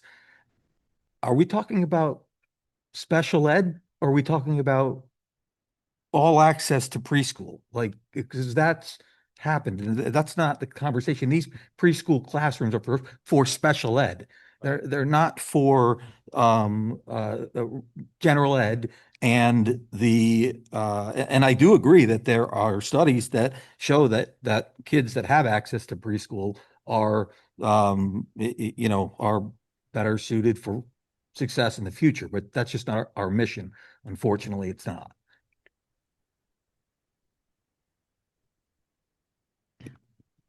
Go ahead, Karen. I just, I was just going to say, yes, it's not our mission to just have a general preschool class. And while our preschools are targeted specifically to the students with learning differences and other needs, we do have spaces for typical children, typical students in every single one of those classrooms as well.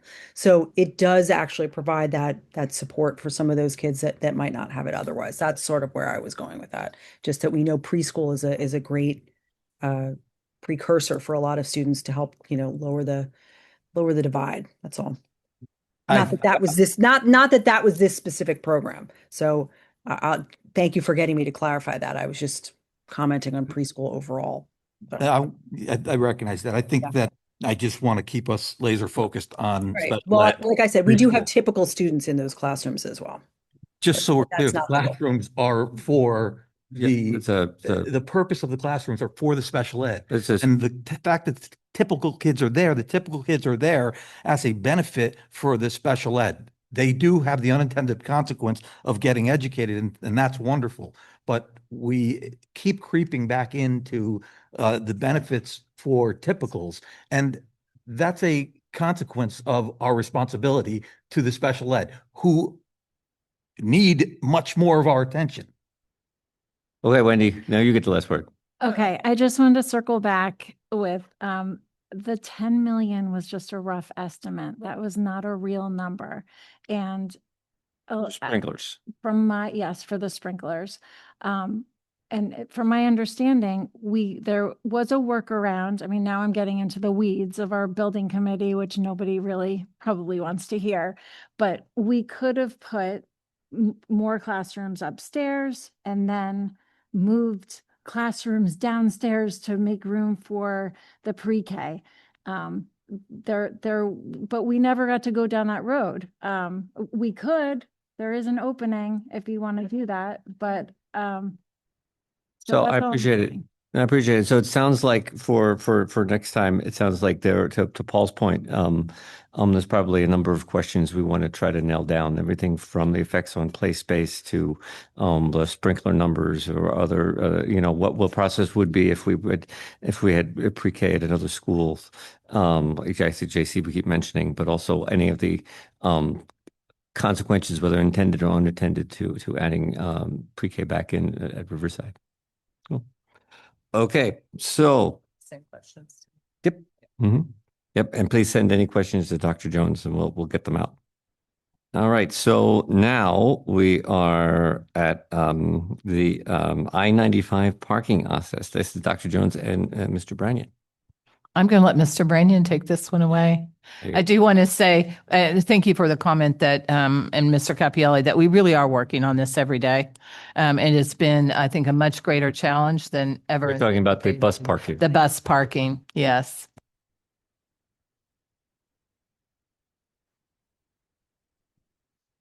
So I do have a one through the slide deck that's in front of you. So I have it up on the screen here. Appreciate the opportunity to do the update. I know some of this you have seen, but I'll run through it very quickly before I recognize the time. So just from a background perspective, I think it is important to know where we came from. So in the fall of 2024, our current vendor at the time said they were not going to maintain transportation services in the December of 24. Unless we renegotiated, that put us in a very quick position to try to find additional options while negotiating with the vendor. Ultimately came down to biggest constraint is where do you park the buses? DATCO came forward after we spoke to numerous vendors. DATCO said, we're willing to do it if you can find space. At the time, we were exploring a variety of different spaces. So we said, let's take a calculated risk. And that's so we know where that risk is now taking us. But at the time, we thought we had a calculated risk to take. To date, we've looked at over 45 different properties as we continue to have this issue. I think it's really important to talk about why is parking important. Really, I'm going to say we're playing the long game here. Is in the past when you do not have control of the property, you don't get the economic benefits. Really doesn't create the best bidding environment when you have this controlled space. So I really thought that was just important on this slide is to talk about if we can get our GPS controlled location. We actually have many more vendors coming in that can bid because they can park in our location versus spot that they own and only they will use for their operations and no one else's operation. So when we entered this agreement with DATCO, we were in discussions with the Connecticut DOT for parking under River Road in Coscob, right here at the highlighted section. We thought this was a perfect spot. When you take a look at it, it's flat, it's accessible, it's underutilized. And the address we use is for, if you Google it, is 33 or 10 River Road. Put your weight in this location. It's incredibly flat and it's very long when you walk back there or drive back there. And we thought at the time it was an ideal spot, again, underutilized, ideal spot in town, covered location for bus parking. And that's the other side of the road. You can see it's currently being used for other uses for some, you can see some trailers there. Unfortunately, as we now know, we got the response back from the DOT that in June that they officially denied our request based on the flammability guidance from the Federal Highway Association. So that certainly was not the answer we were looking for nor anticipating. We then started digging deeper and deeper and trying to understand the public policy and some of the behind this. When you dive into this rabbit hole of the Federal Highway guidance, it does not prohibit parking under highways. In fact, when you go to one of their FAQs, FAQ 43, when you take a look at the guidance they reference, they clearly talk about parking is an acceptable use. And what we have here is just a very quick slideshow of just examples of public parking in Connecticut, but also the U.S. So we believe when you just look in Connecticut, and several of the staff have the game over the weekends when we drive around the state. It's my wife and I, it was one of our favorite pastimes now when we drive around. We're like, what about here? What about here? I've talked to several board members, the same concept, like, what about here? What about here? So if my wife and I are on the interstate, I'm always looking for underneath the interstate, what's going on there. But there is, and just in Connecticut alone, you can see some examples, and I'm just going to go through these very quickly. You see both municipal examples, private use examples, and also state facility examples underneath the interstate. Just in our own town, Coscob train station is used for commuter parking, which is a municipal use. Stamford next door, Stamford Transportation Center is there with they use for their citywide busing is used there. You can see the pedestrian waiting booths there. In Westport, we uses it for the parking for municipal and for both business and commuter. In Bridgeport, if you go to Bridgeport, next to the arena and the train station, they have parking right underneath I-95.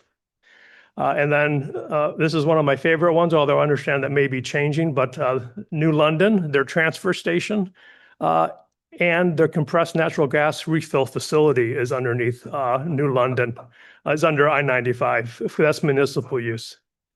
Private use, right next door to the property we're trying to use, 33 River Road, private business in Greenwich has improved parking underneath I-95. If you drive by there, you'll see it's striped and clearly used for private use.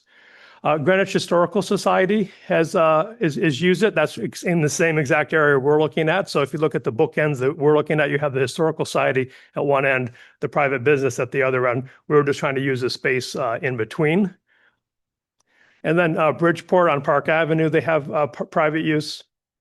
In Stratford, there's Marina uses underneath I-95 for private use.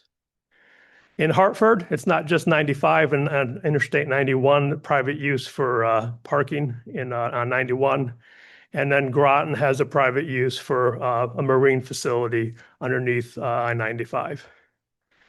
State uses underneath I-95 for their use. So there's several boat launches. So you have in New London, Milford, Old Saybrook has boat launches underneath all I-95, which allows the parking as well. And then Westport, which is right across from the river where the municipal use. So on both sides of the river, Westport uses it for the municipal use, and then the state uses it for their boat launch. So right now, we believe we're the only known entity not permitted to park. So if you take a look at, we just talked about municipalities, Greenwich, Stamford, Bridgeport, Westport, New London. Private businesses in Greenwich, Bridgeport, Stratford, Hartford, and Groton. And then the state of Connecticut uses it. And so who's not allowed? We're not allowed, which we believe we're an outlier to this issue. But it's not necessarily just contained to Connecticut. When you take a look at nationally, now I have not gone on the road trips. I have gone to some of these locations, but if you just take a look at nationally, and we really wanted to take a look at geographically, so we're coast to coast and north and west, north and south, east and west in Connecticut. We think it's consistent across the U.S., which this is a federal regulation, so you would expect consistency, not just a different state interpreting federal regulations differently. So right next door in Rye, New York, same federal rules, same type of uses. They're using it at 95 for their train station parking. Boston, Massachusetts. This one is interesting. I'll pause here. There's when you dive into this lot, there's over 200 parking spaces that are used for parking underneath Interstate 93. In California, Interstate 5 has a relatively professional parking garage underneath Interstate 5. If you're in Wisconsin, they have it's in 24/7 parking underneath Interstate 794, and in Austin, Texas, they use Interstate 35 for parking and for boat launching. So our concern we have here is you look at the federal highway framework, we're just getting different outcomes. So the state of Connecticut, Texas, California, Wisconsin, New York, and Massachusetts can use the right-of-way for parking. And we can't. So it's again, it's that same guidance, same rules, but it's just, we believe it's being inconsistently applied. We did, the superintendent and myself, we working with the first selectman, we did, and I think the board has seen this letter in the fall of last year. We said, can we just give it one more shot as we continue to look at these pictures? We said that the inconsistency just does not make sense to us. So first selectman Camillo reached out to the governor during, I think, Thanksgiving time. We heard the verbal answer back is that they've reconsidered, and the answer is still no. I think what we wanted to talk through this proposal today, just update the board on where we're at, but also really if we can get some reconsideration or a clear objective criteria for the approval. I think the examples speak for themselves. And the denial does not make sense to us, and it would really solve a local issue that I think we all recognize where we're at. So I'll stop there. Certainly answer any questions or comments you may have. Go ahead, Sophie. Thank you for this presentation, which is incredibly thorough, and I appreciate it so much. And I could give you another 10 examples of parking lots under 95. One thing I just wanted to ask you, I believe that also the lease amount, if we were to have a lease under 95, is $1 a year. Is that correct? We never got that far with the state, but historically, when a municipality to the state, it's just the dollar consideration because of our status. That's not the same. I think for a private business, it's significantly higher. I think the Historical Society, when I looked at their lease, it's a couple $1,000s a year that they're paying.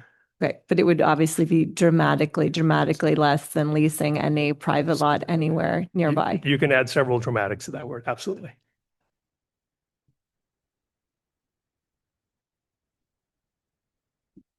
And I assume, but please correct me if I'm wrong, that all of the other parking lots, public parking lots or private parking lots around, like around town in Greenwich, specifically the public ones have been, are not suitable for a variety of reasons. For a variety of reasons, yes. Yeah. Like I was thinking even the train, like part of the Coscob train station parking lot next door, there's almost like 4 or 5 different parking lots for the Coscob train station, that one of those can push some cars over to use a couple of them.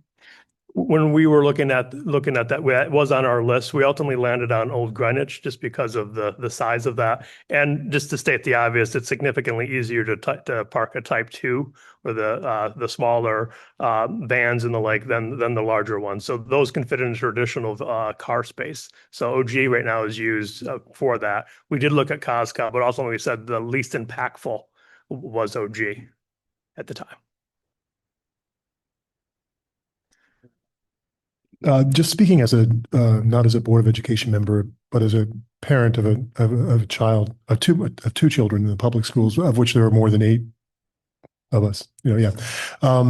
Is there anything we can do to help move the needle on this? Is there any actionable items we might be able to do to assist in this? If somebody knows somebody that we can continue to have this an honest, frank conversation with the state, that would be very helpful. I think if you look at the press that's been covered in this, it's inconsistency still exists.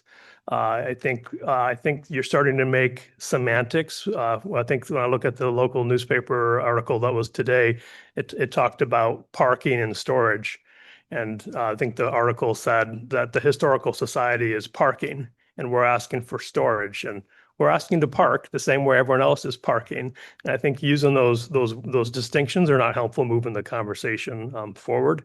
And I also think the article mentioned that it's important for safety. Absolutely. We're not saying we would disregard that. There are several things you can do to mitigate that risk. Obviously, throughout the Connecticut and the US, people have done that.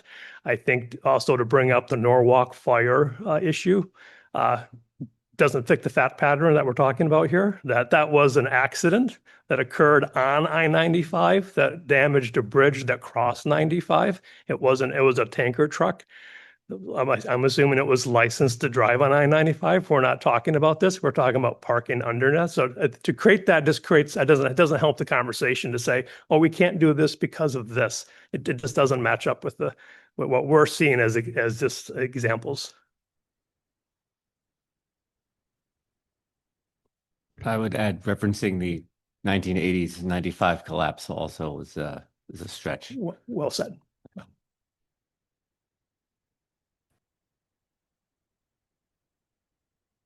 Thank you, sir. Thank you. Appreciate it. Thank you so much. Is it Lau? Or is it you, Mr. Brand? It's supposed to be Patrick. We drew straws and it was his turn.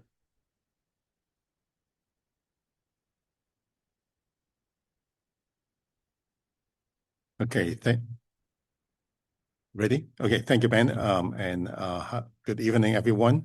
So this month on the financial report, the financial results for the month of March is pretty consistent with what I have spoken in last month.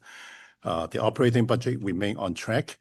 The year-to-date spending is kind of exactly the same in terms of the percentage used versus last year. Special education cost continues to be looking positive in terms of the budget balance in there. Same as the school lunch program.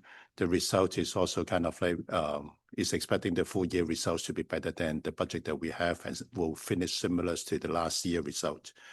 And lastly, on the capital budget, we continue to close out the capital budget, capital project. We closed another 2 projects in the last month.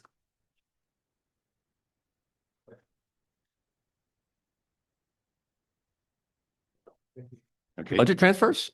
Budget transfer, there's only one item for information this month. That one is all within the special education program. They are just kind of like repurposing the available budget in the different spending lines, together to do the professional development service for the special education students. So that is kind of like for that purpose. It's all spending within the same major object code.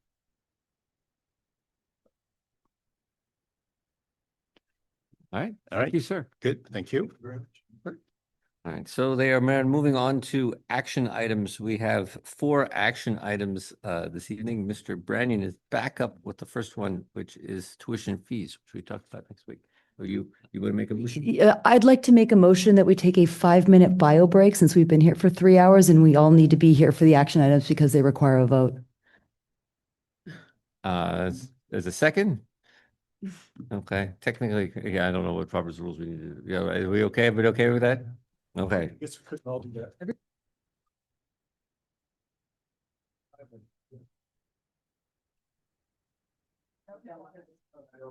I stuck out during your beginning. I was like, sorry. No. I saw the out of the Joe, we're almost there, man. I know, I'll return. How are you, sir? Good. Good.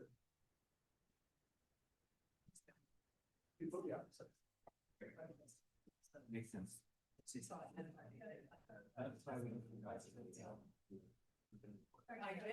Yeah, I don't know, I had like 3 things, I forgot it.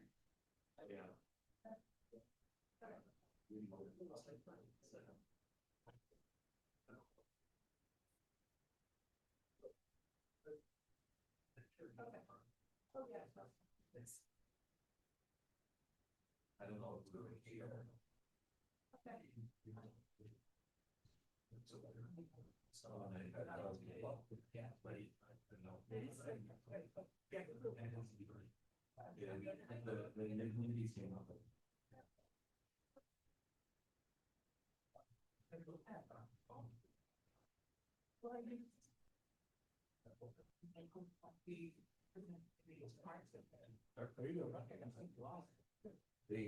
I totally understand your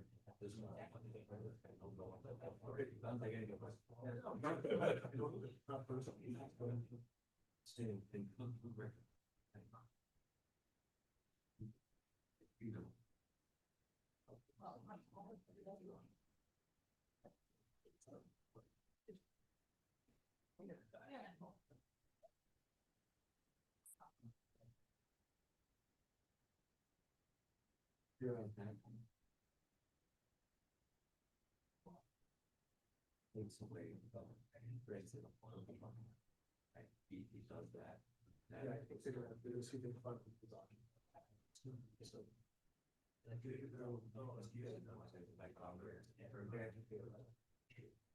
And we meant we must be embarrassed on the board. But yeah, we're trying to do it all we can. Of course, of course.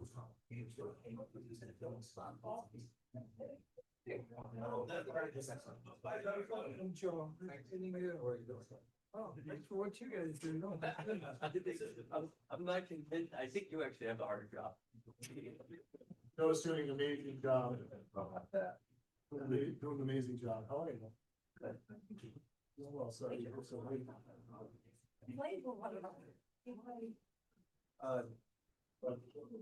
Yes, I would say we're normally out of here by 10. But sometimes I.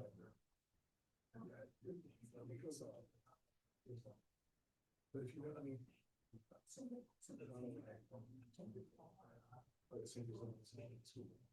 I don't just, it's so late. Oh, this, I appreciate you can see the architecture. Yeah.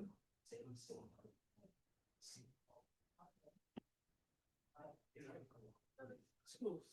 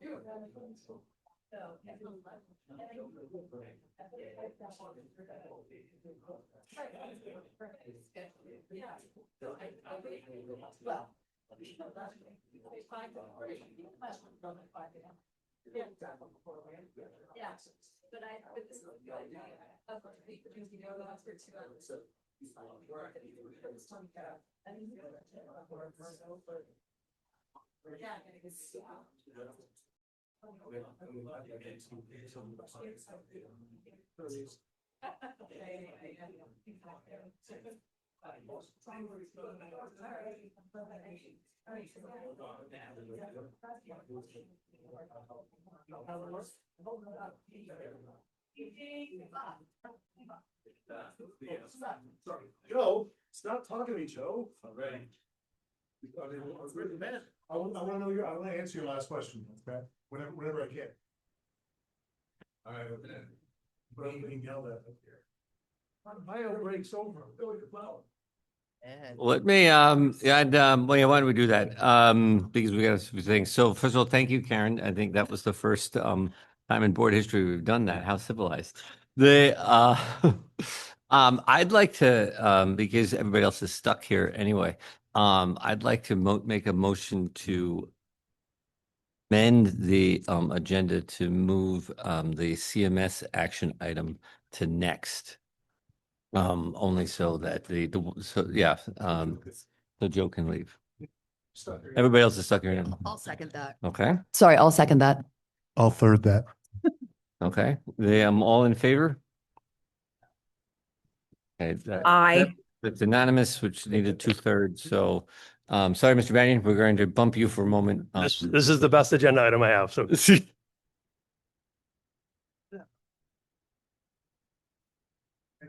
Oh, so then the first action item this evening is going to be the consideration of the CMS interim request. Hi, Joe. Good evening. Do I need to push something here or? Good evening. Yes, I'm Joe Rossetti, the chairman of the Central Middle School Building Committee. And I'm not exactly sure what you've been presented. Perhaps you've We have presented your memo. my memo and I Yes. don't, I don't propose to read the whole thing to you. So that's the facts and I'm here to request your support. I know you're not the appropriation group, but request the Board of Education support in seeking this interim funding for the project. I would maybe like a few color comments. Yes, let me give you 1 second, Joe. I'm remiss that we did not, I need to make a motion actually to put this on the agenda because it's an action item. I should have done that first before Okay. turning things over. So I will, make a motion, to approve the CMS interim request. I need to be here.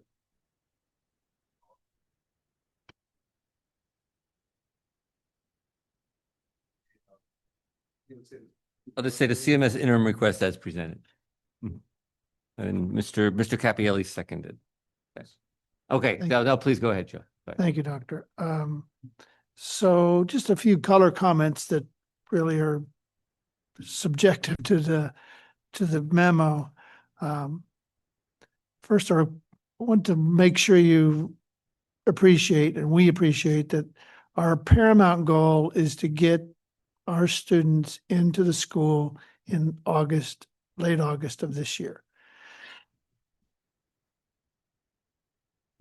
Our construction manager has told us that they think they're on schedule to do that. I will tell you that I think it's going to be a push. We have a lot of work to do. But I'm not offering this opportunity yet, but if we walk the job regularly, and the building itself is remarkable. I mean, it's beautiful inside. They're doing finishes, flooring is going down, millwork and cabinetry is going in. Lockers are being installed. The auditorium will be magnificent, I think. So there's a lot of work, and that's just really cranking through right now. But that's not to say that we don't have a lot of work to finish in 4 months, through mid-August.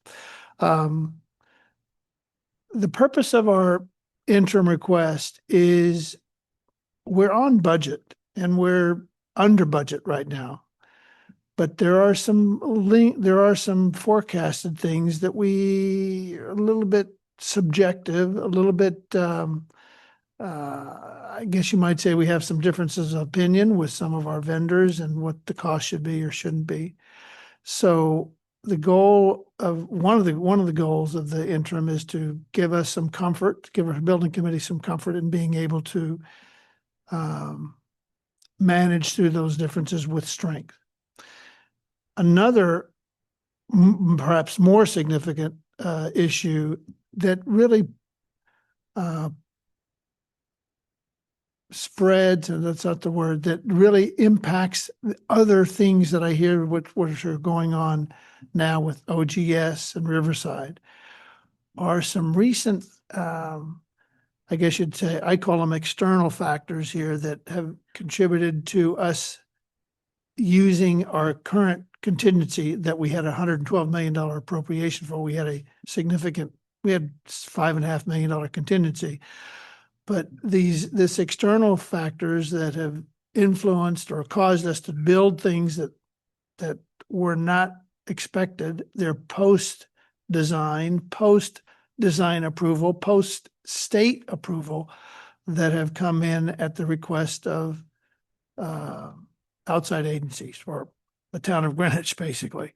Not that they're not warranted, but they were somehow not communicated well during our design process. I talk occasionally with Jackie Welch and James Waters with OGS. We share some thoughts and some experiences that we've had here on CMS. We've encouraged our building official and the fire marshal to be not encouraged. We've asked them to be to join our regular. We have meetings every 2 weeks to be participating in those discussions, so that we can avoid some of the outside influences that we were totally unaware that they would ask to impose upon our project. So anyway, that really those additional costs to the tune of about $3.2 million are really not things that you would expect to be that you would incur from your contingency in a normal course of construction there, particularly after you have all your approvals done. So anyway, that's why we want to try to get a few more dollars to be able to really be able to negotiate, work through the final stages of the project with some, like I say, strength, some comfort, knowing that we can trying to get the school built on time, and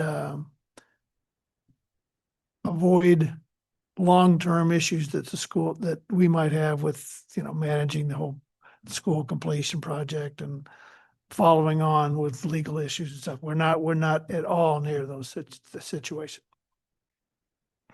So go ahead. Was there anybody who helped you draft this? Was it a BET member that might have helped you draft this letter? Oh, sure.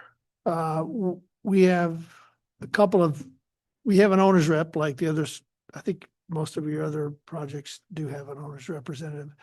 So JLL is our owner's representative, and gentleman named Peter Rader, their senior vice president that's worked for us. He put together a lot of the numbers here, which I'm very familiar with myself.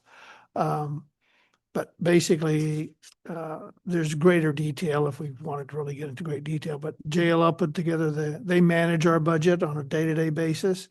And also an member of our BET, a gentleman by the name of Harry Fisher, worked with me and JLL on putting this memo together.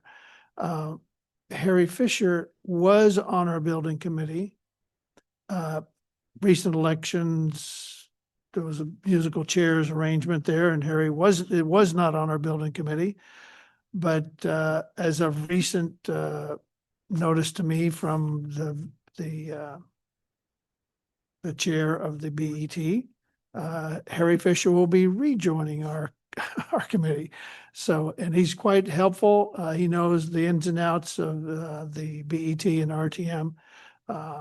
And I will tell you that I'm aware of Harry's help, where Harry's position on this is favorable, as is several other conversations I've had with some other BET members that they're strongly in favor of supporting the interim. Yeah, go ahead, Paul.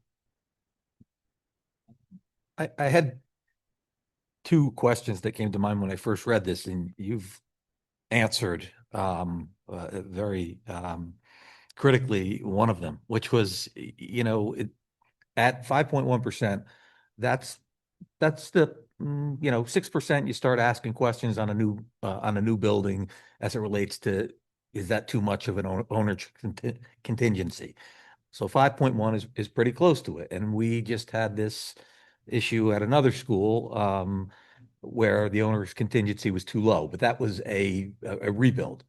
Anyway, my point is we seem to be doubling the owner's contingency, so we're coming in ridiculously high. And where's it coming from? Because we'd like to learn from this and be able to mitigate that in other building committees. And you've made it very clear where it's coming from, which is the town of Greenwich. And so our closest ally, where we should be able to get the most information from, is the one that's coming back in the end. I mean, I'm seeing the sewer department, the building department, everything. So maybe something we can learn on new building committees is to do what you were trying, which is to get them at the table more often. Thank you for recognizing that. May I respond to that? Yes, please. Sorry, is it Paul? Yeah, there's some strong lessons learned here. Not just there, for example, Aquarian. I can give you a little story about the Aquarian issue. We did multiple water tests to validate the flow and capacity of water that we would need to firefight for our fire suppression system in the new school. During construction, once we start construction, we had to do additional tests. And by the way, when we did the initial test, we designed it appropriately. When we did additional tests, which are required, the water pressure and volume came back extremely low from Aquarian. And we learned, and by the way, that was during July, probably they said that may have been during when there's a high irrigation period.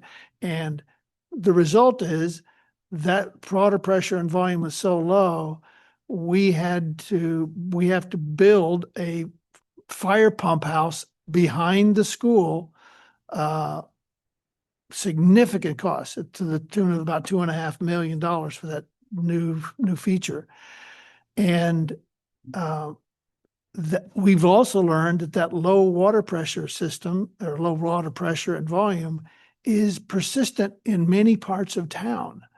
And other developers, other schools, other country clubs are having to put in supplementary systems to manage that low pressure from Aquarian. So I guess the lesson learned is make sure you do your test when there's a great capacity of summertime water use and evaluate your building design during the most critical periods of water pressure. I didn't know, nobody knew that we had water pressure problems out on the site. So we found that out and now had to do something with the fire marshal. Is Central Middle School going for I believe it's called a LEED certificate? Or No. Okay, I know some of the schools are, and Aquarian has to actually put on smaller valves to be LEED certified. And I was curious how that related to pressure in the school for the sprinkler systems. I would imagine there would be a different water line. I would hope there would be a different water line, but irrelevant to this conversation. The other thing is I'm just curious, so that I can anticipate the future, when these costs were realized. When did you know that they were going to be costs? The external items, for example, the fire suppression system came up in about October, November of 2025. And the fire alarm was probably maybe a month or two before that. I'm rough periods, I guess. The fire hydrant was the first item that came up. That was probably maybe, I'm guessing, March or so of 2025. And these fire hood changes inside, these are basically range hood venting. That was also probably in the late 2025 period. Well into the project. We started our project in January of 2025, construction. Thank you. Karen? Yeah, sorry, I'm a little bit puzzled by this timeline because you tested the water pressure in July, which was 10 months ago, and realized it was unreasonably low. Back in November of 25, which was 5 or 6 months ago at this point, you had a sense of these costs. I mean, it seems like the project had burned through most of the contingency, or at least knew they would burn through it 6 months ago, but we've been getting monthly updates and we've been told everything's fine. I'm just confused as to why we're hearing about this for the first time now.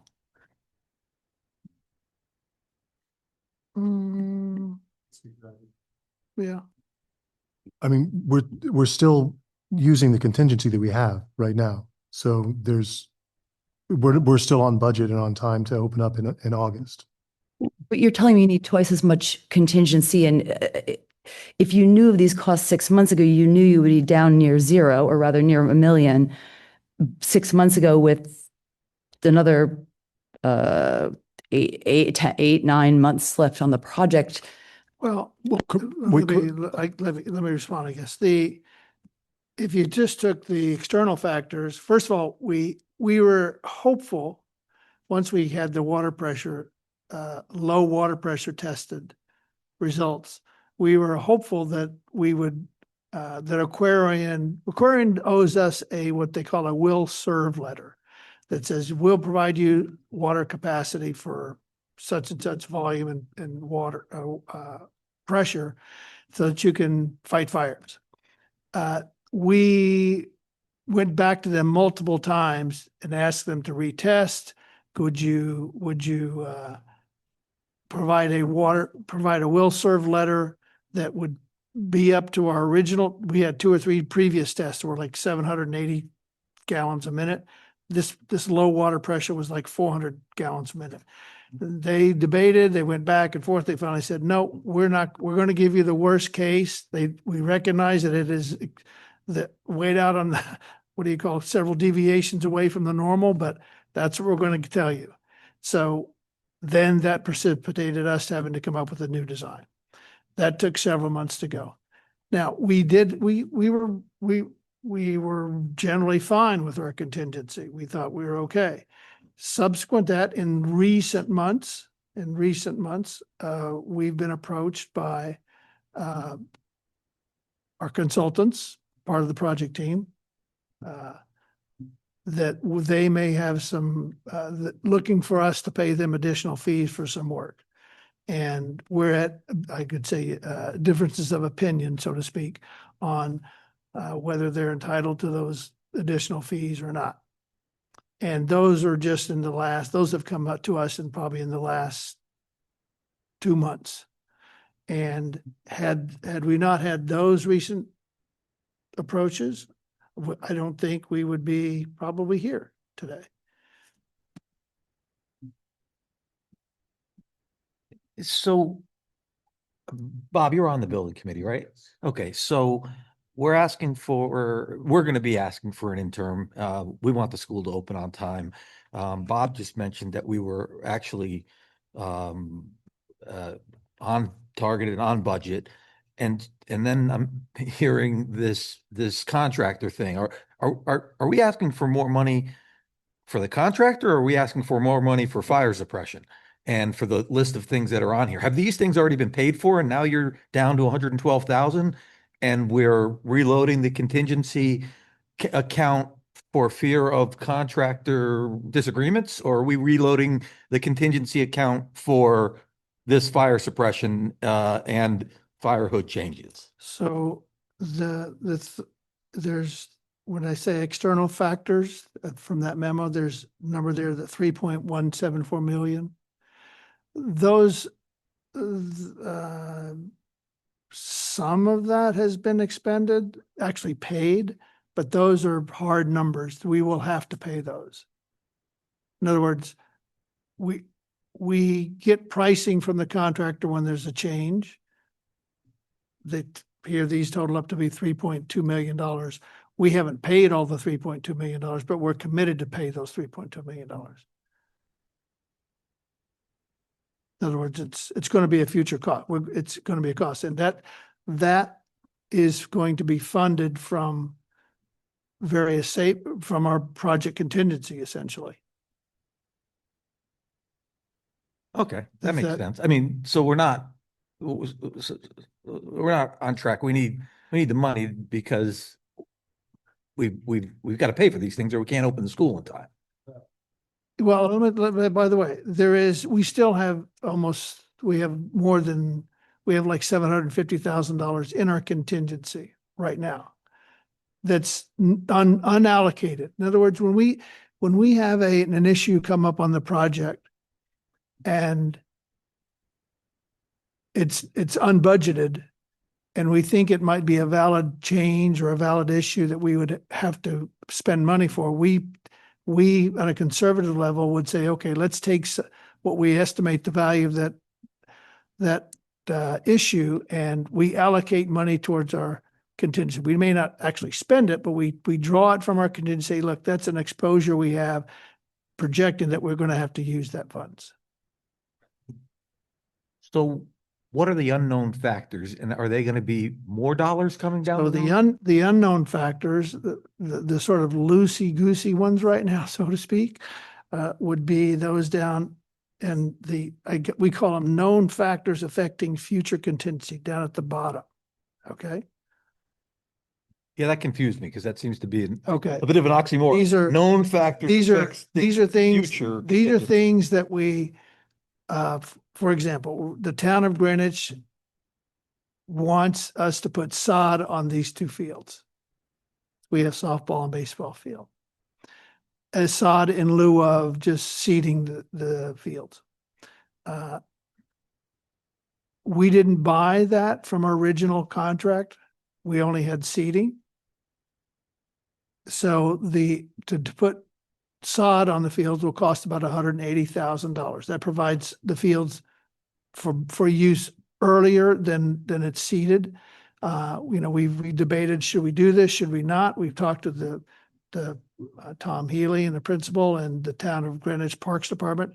It's to the benefit of the community, we think, to be able to do that. So we say, okay, the committee has voted to try to spend money, $180,000 to do that, to put sod. And we've allocated it yet, but we have not yet spent it yet. We've not incurred, they haven't put the sod in, but we're planning on doing that. The next item is construction exposures. We've encountered additional rock where we're going to have to, behind the retaining wall, I'm getting in the weeds here, but there is significant additional rock that we have to, actually you can hear it daily here right now. It just came up in the last month and a half that we have to excavate for a retaining wall. We also have to, there may be hazardous materials in this school, maybe. We won't know that until we begin demolition of this school in July of 2026. There is potentially about $1 million, maybe $1 million more of cost to manage that hazardous material. So it may not be $1 million. It might be, it's not going to be zero, we don't think, but we kind of try to take the worst case and put that into our budget. A fire watch, let me mention that. If we are not able to get this fire pump system on board, fully functional, tested and confirmed for use by the time we want to occupy the school, we may need to have some fire watches here in our new school while we finish getting it tested and confirmed by the fire marshal. And so we've talked to the fire marshal, made some estimates on what the cost of the fire watches would be and included that in that number. That's a recent number, a recent cost or exposure that we've had based on where we are with getting the fire pump system, the new fire pump house built. And that's a very challenging part of the project to get done in time. And if we don't get that done in time, we might have to have a fire watch. You want to just clarify for everybody what you mean by fire watch? Fire watch is individuals in the building, in addition to a fire alarm system that we have. By the way, the fire marshal has, in his review, post-design review, required us to put was it maybe 300 more additional fire alarm devices in the building? And that's amounted to about $555,000 more. That system should be on and functional, but the water system to fight a fire in the event that you do have a fire may not be fully operational by that time. And then that may result in having to have a fire watch in the building, which it might be a couple of people. I don't know if it's full-time, 24 hours a day, or if it's just when the school is occupied. But that could be a significant expense for maybe a month or so, something like that. And so if there's a fire, they're going to call the fire department? That's our question. And does that make sense? I hope they have a different cellular carrier than I do, because my phone doesn't really work here. Yeah, well, we do have, this school does have a, it's going to have I can't remember, a redundancy, a communication system that should be able to navigate that issue. Go ahead, Bob. And if I'm not mistaken, there's going to be a lot of guardrails around the future money so that it makes sure that it is. Right. In my discussions with the BET members, that if the money is appropriated, that the BET might put conditions on the use of the funds, and for what on these debatable issues, you might say, making sure, we may have to go back to the BET to get fully released on some of these funds. I don't know exactly what their conditions may be, but they may say, come back to us for final approval or something like that before we release the funds.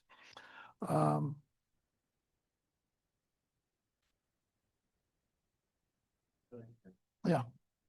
Yeah, I'd like to understand if there's anywhere that the building committee could potentially economize? Look, I just recently went through a kitchen renovation and we went over budget. So the vacation budget is a little less than it otherwise would have been. Is there a CMS equivalent to that? The contingency plan, right?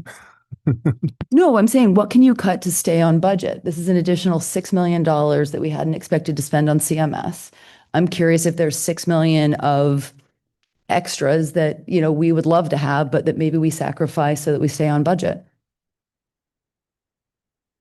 At this point, I don't see us taking any significant deduction on anything that's in the program or scope of work right now. I think the opportunity, Ms. Kraus, to save, if you will, is in our ability to work through these known factors here that we list and save on those to the greatest extent possible. And that could be debating with the contractors, debating with our consultants, debating with those are the two major issues right there. And trying to save on those parameters. I will also say that maybe you're not aware, but the way the contract is structured, our guaranteed maximum price, and you probably have it at OGS and others, is that within the GMP number that we have with Turner Construction Company, who is our contract is with, I think it's right now at about $95 million. In that $95 million, there are contingencies within that $95 million, not the owner's contingency. All we're talking here is the owner's contingency. Turner has, within their contract, what are called allowances and holds and contingencies to the tune of about $3.5 million,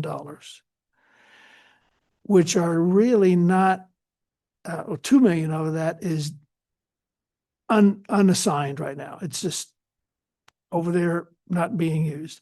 Another $1.5 million is kind of allocated, but maybe not being used. And I will also say that we've already had some discussions with Turner to release significant monies from those contingencies. Contractually, they don't have to release those monies until the end of the project, which is in early 2027. So they could, if they want to release them, give them back to the owner, sort of give it back. It's here, we don't need this money. And they have indicated favorably that they may want to do that, but they also want us to do something else. They want us I'm not getting into negotiations of it right now, but so there's significant money in the $112 million appropriation. That's right now $3.5 million is not allocated to be spent, or at least 2 million for the contingency and another $1.5 million somewhat allocated. So that money, if it's not used, is all returned. It's savings to the project. It's savings to the owner. Our expectation is a lot of that will be coming back to the owner. And any of these monies here in the contingency that we're talking about right now, if they're not used, it's a savings in the project. Thanks, Joe. I appreciate you explaining all that. We did get an email, Tony got an email from the BET rep. There's talk about should this come past us and go to the BET. There was talk about conditioning some of these items, particularly around those that are subject to negotiation, because obviously not having that could weaken hands in negotiations. So they put some contingencies on the funding of that. One of the things so I guess I have two things I guess I just want to point out and make clear here, because it sounds like It doesn't sound like we have much of a choice. So because we don't want the building, we want the building to open on time. But I feel like to your point about lessons learned, and particularly since we have an unprecedented number of building committees going on right now, things to think about across town and move forward. I think there's two things that are worth pointing out. One, the 2.4 million for fire suppression redesign, 550,000 for fire alarm redesign, now maybe 2.5 million for exposures and possible fire watch. You're at almost $5 million in unbudgeted and unplanned revisions based on the fire code, which is a big part of any project, and should give us pause. I think that's something didn't work there. That's somewhere in town. I don't think it was the building committee, but somewhere something happened because that's bizarre. Oh, yeah, no, there was, the building was, there's our architect, our design team designed, in their view, designed the building to the fire code. It also got approved by the state. The local authority having jurisdiction, the AHJ is what it's called in the code, which is the fire marshal or the building official, has jurisdiction on final interpretation. And if the local authority having jurisdiction, the AHJ, decides that he wants something different or supplemental, and I'm not a super duper code guy, but he can ask for that. And that's what has come about, particularly for the fire alarm. The fire suppression system, the 2.4 million is fundamentally a water supply issue, which came at us from left field, I guess you might say.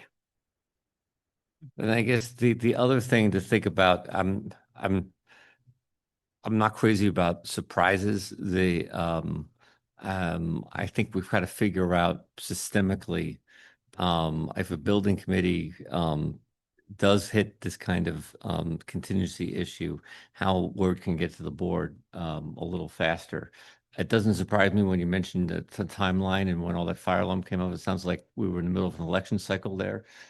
So that's probably part of the perfect storm of why the board didn't hear about it. So I wonder if, like, as a couple of things, so like building committees put together quarterly reports. So those go to the RTM. They don't come to the board. I wonder if that's something we need to think about, because I would have liked to have, personally, I would have liked to have known before your email last week that we were getting an interim request, and especially that I would have been really concerned to, the board should know that the biggest capital project in the history of the pound only has $774,000 left. That's not something that should be a surprise to us at the last minute. Well, hang on, Doctor, please. We have in our contingency right now we have $770,000 that's we have no intended use for it right now. Okay. Using the balance of the contingency, we have intended uses for it. So, but it's not yet, it's not yet certain if we're going to have those expenses. Okay. So it's sort of a little fine line. Go ahead, Paul. Maybe someone here can answer this, or Joe, I'm sorry. Is this hitting are we making this request for our capital budget or our operating budget? So, and I think this is a premonition that I have on another item coming up, but the capital budget, didn't they just vote on all this stuff? I mean, the BET usually, do we do the capital budget? Yeah. We do. We approved. Well, so this was in the capital budget several years ago before the construction began. This would have been yeah, three years ago in the capital budget. So this was an interim request that would add to that budget. Okay, just Mm. curious where the money's going. Thank you.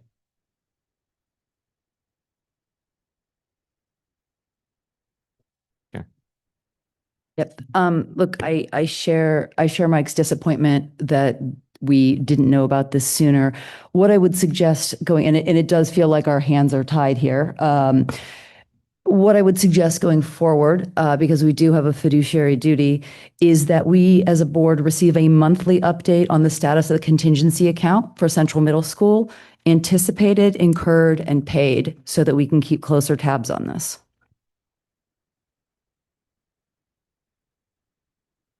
The monthly updates we've been getting haven't been working. We have to do something different. Well, I guess the point, I mean, obviously, I think you said, Joe, we're in a race to the finish here to make sure everything opens on time. So yeah, we certainly, and I know Dr. Jones shares a sense of concern. We certainly want to be all on top of any issues down the pike here, because we've got a lot of kids planning to start to school come September. Mhm. Okay. Can we call the question? Yes, I was about to say, why don't we call the question? So a motion on the table, to be clear, is to request an interim, a capital interim appropriation in the amount of $6 million to the CMS budget. All those in favor? Yes. All right, that passes unanimously. Thank you, Joe. Thank you very much. I appreciate it.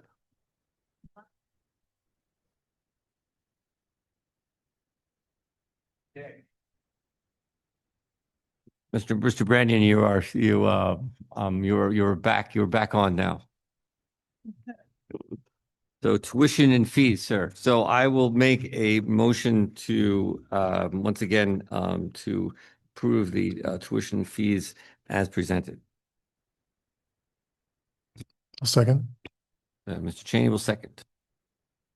No change since the March meeting.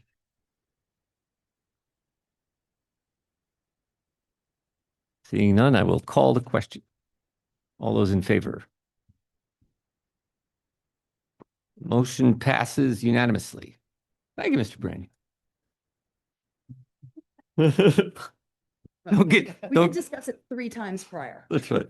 The Havermeyer relocation. So this is a another interim request. I will make the this is a capital?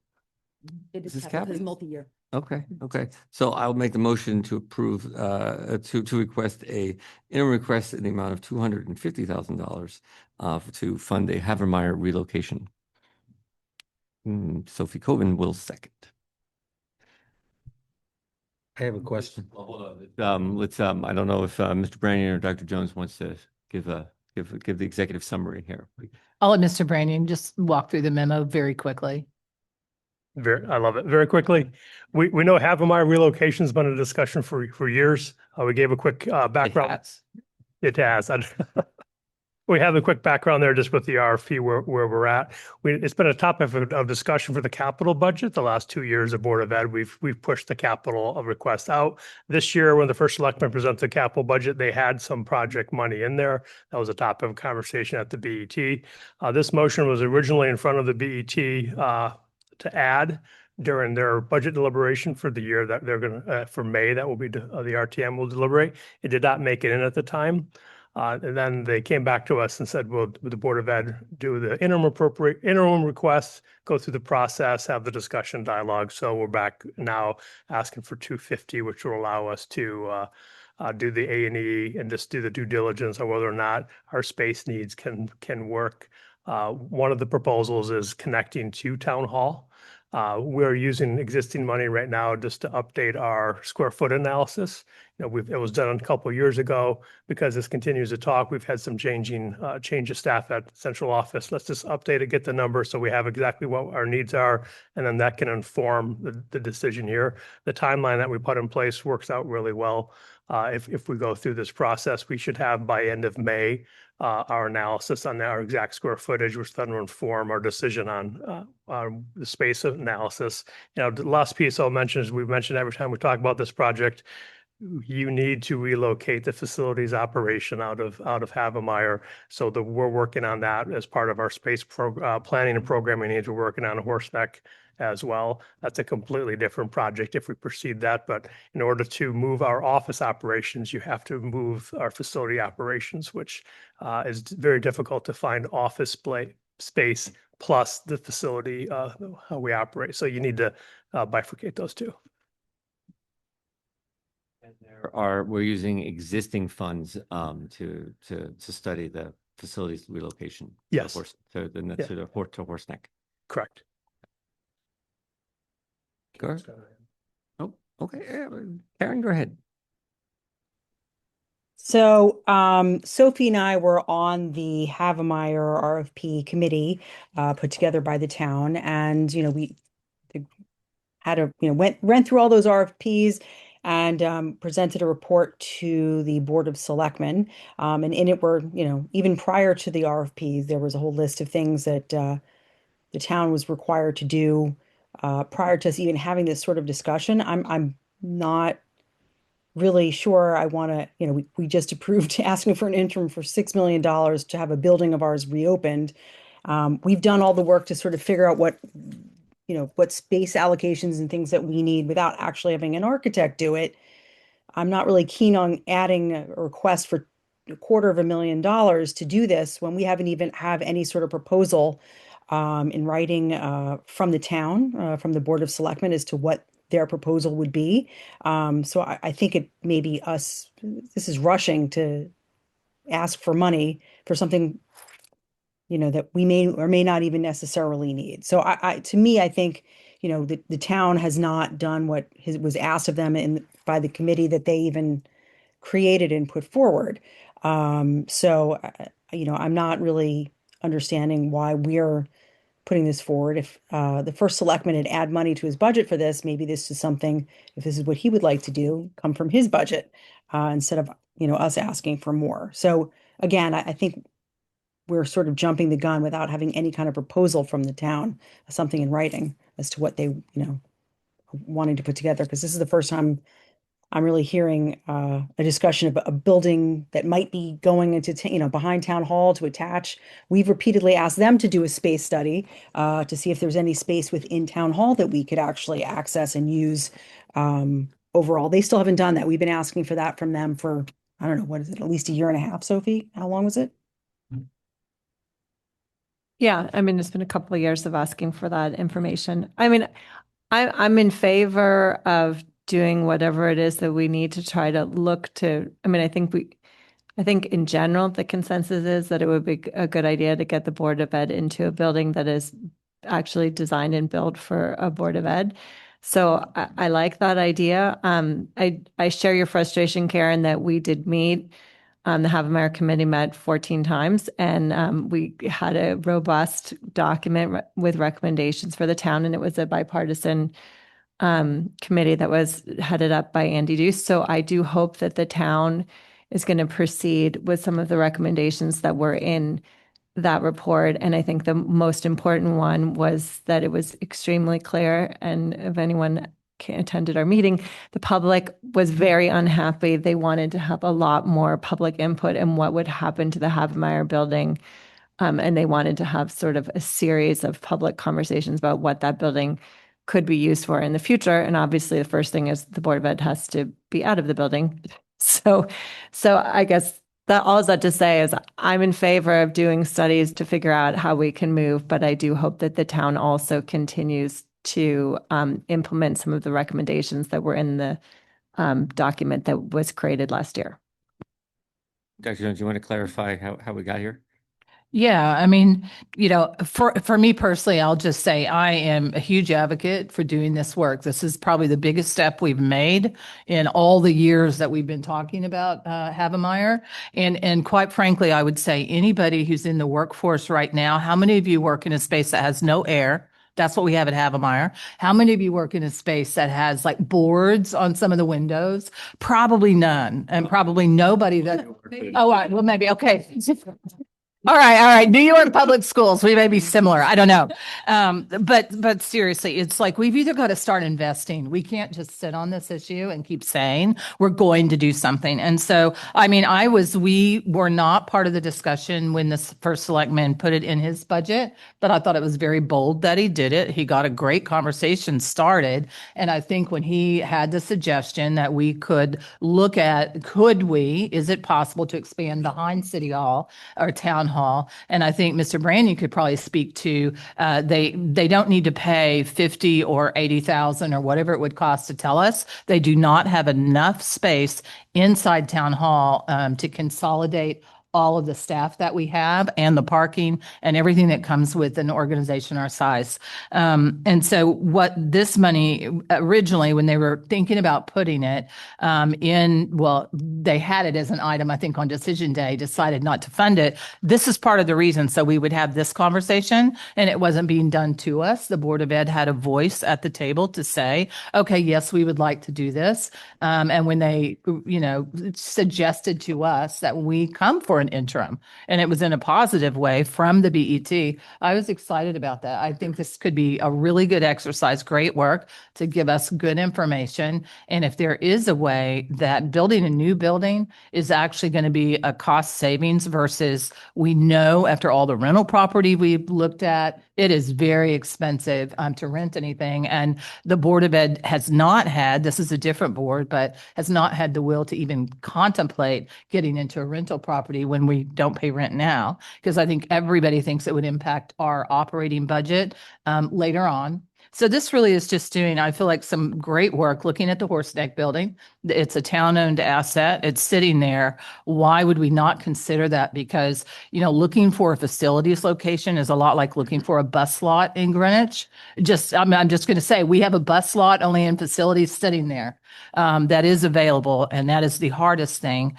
And this 250 would be able to answer the question, could you do something behind Town Hall that would actually be much more cost effective? And quite frankly, for the Board of Ed staff, finally put our staff in a building that they deserve to be in to do the great work that they do for the town of Greenwich and Greenwich Public Schools. Okay, I'll leave it at that. Paul? Thank you. You actually answered question. Ms. Hirsch had a question, I think, in the form of a statement, which was, why wasn't this in the first selectman budget? But I believe it was in the first selectman budget, and there was dialogue as well as the plan and everything else.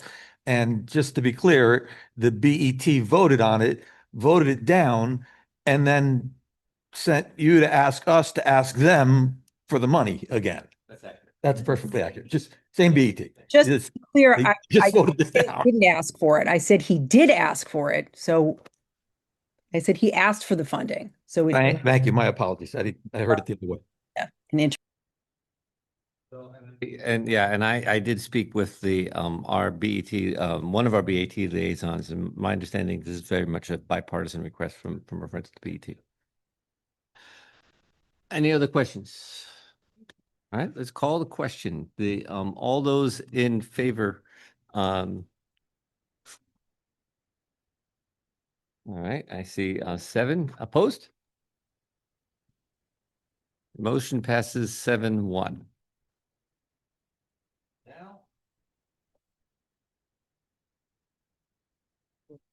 Okay, so now, thank you, Mr. Brandon. So now there is one item left, action item left, and that is I'd like to make a motion to approve the amended leave policy language as presented. Thank you, Wendy. Wendy will second. Dr. Jones, you want to give us the executive summary here? The policy committee did speak about this yesterday at length. Yes, this is just in addition to a current policy that we would like for the Board of Ed to approve. And this is upon the advice of our attorney. And it is the very last sentence in this policy where it says working another job while on family medical leave or any other authorized leave of absence is grounds for immediate termination to the extent permitted by law. This is something that we actually were dealing with a case where somebody was on FMLA leave and they went to another school district, took another position while they were on leave with us, and we did not have the leverage to actually terminate them from our school district and had to continue with the leave because we didn't have the language in our policy. And by the federal guidance and again, attorney guidance, we needed to have this statement in our policy if we do not believe that this is the right thing to be doing.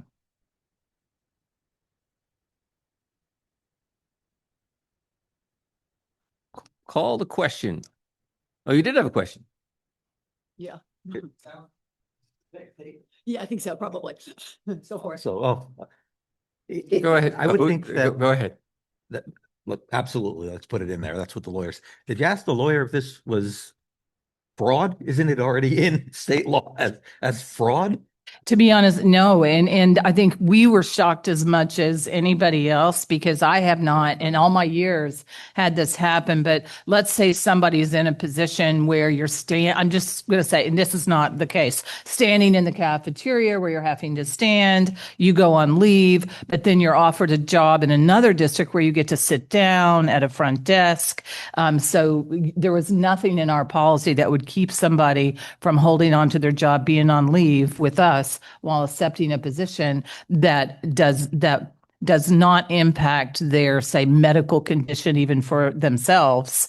Or let's say they were on family medical for a member of their family, but it was not near like where Greenwich Public Schools is located, and they wanted to take a job somewhere else to be by taking care of their father or something of that nature. But this language was missing. Was it missing in the federal or I know Connecticut has its own in the state, right? I just want to know which congressman I should call to suggest. Am I calling the state or the federal? I think it was state and federal because the attorney that we use specializes in FMLA and really understands the law. So I think it's not addressed in that way. All right, I'm going to call the question. All those in favor? Yes. All right, motion passes 8-0.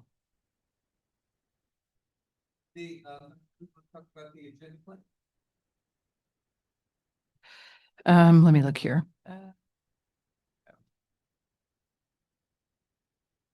Oh, okay. So we have our business meeting on May. Is it May? Wait. I'm lost here. Yep. Thank you. May 14th. And then we have the retreat on the 28th, which is actually quite heavy as well. And I think the only request that we had on here was the item where we're talking about prerequisites. Where is that one? And it was to add ALP. And I asked the board member if they could send us specific questions so we know what they want us to address. Oh, it's on May 14th. If you look at where it says info, it's actually on the Biz Honors and AP. Yeah. And so that was to look at Honors AP and then ALP, but I need the specific questions around ALP. Yep, I'll send them. So historically, we kind of do this differently every year, but on the May 14th meeting, you notice we have the self-evaluation of the board goals, and then we have the first read of the new board goals. We can talk about it, but I feel like it makes sense, even though May 28th is heavier, is heavy. I think we typically talk about board goals during that retreat. I feel like we should makes sense to evaluate ourselves one meeting and then do board goals the next, especially since we've got so many board members. So we can talk more about that, but that might make sense. I just want to point that out. The other thing is, are we going to get the I think it is backwards. I think it might have got messed up. I think something's off there. Yeah. That would make sense. Yeah, because usually we talk about those on the retreat. Yeah. And we do the self-eval. We usually do the self-eval during the retreat. Is what we've done in the past. The other thing, I guess we heard we might expect can we expect the Havermeyer assessment in June, or do we want to wait on that? Which part? The Results. results. They haven't even approved. You mean for after utilizing the 250,000 by June? But Ben just said. I don't, I think he means getting through the interim process. That makes more sense. Yeah, not the actual work, because the work, now the work will not be as like it is for a building committee, because when you're, building a school, it's very, very different than building an office. And, our building right now is just over 30,000 square feet, but, 10 plus or minus is facilities. So you're only talking about a 20,000-ish square foot building. So it'll go fairly fast, but it definitely will be in the fall. Fair enough. Anything else? Would anybody like to make a motion? Sophie? I'd like to make a motion to adjourn. I'll second. Yes.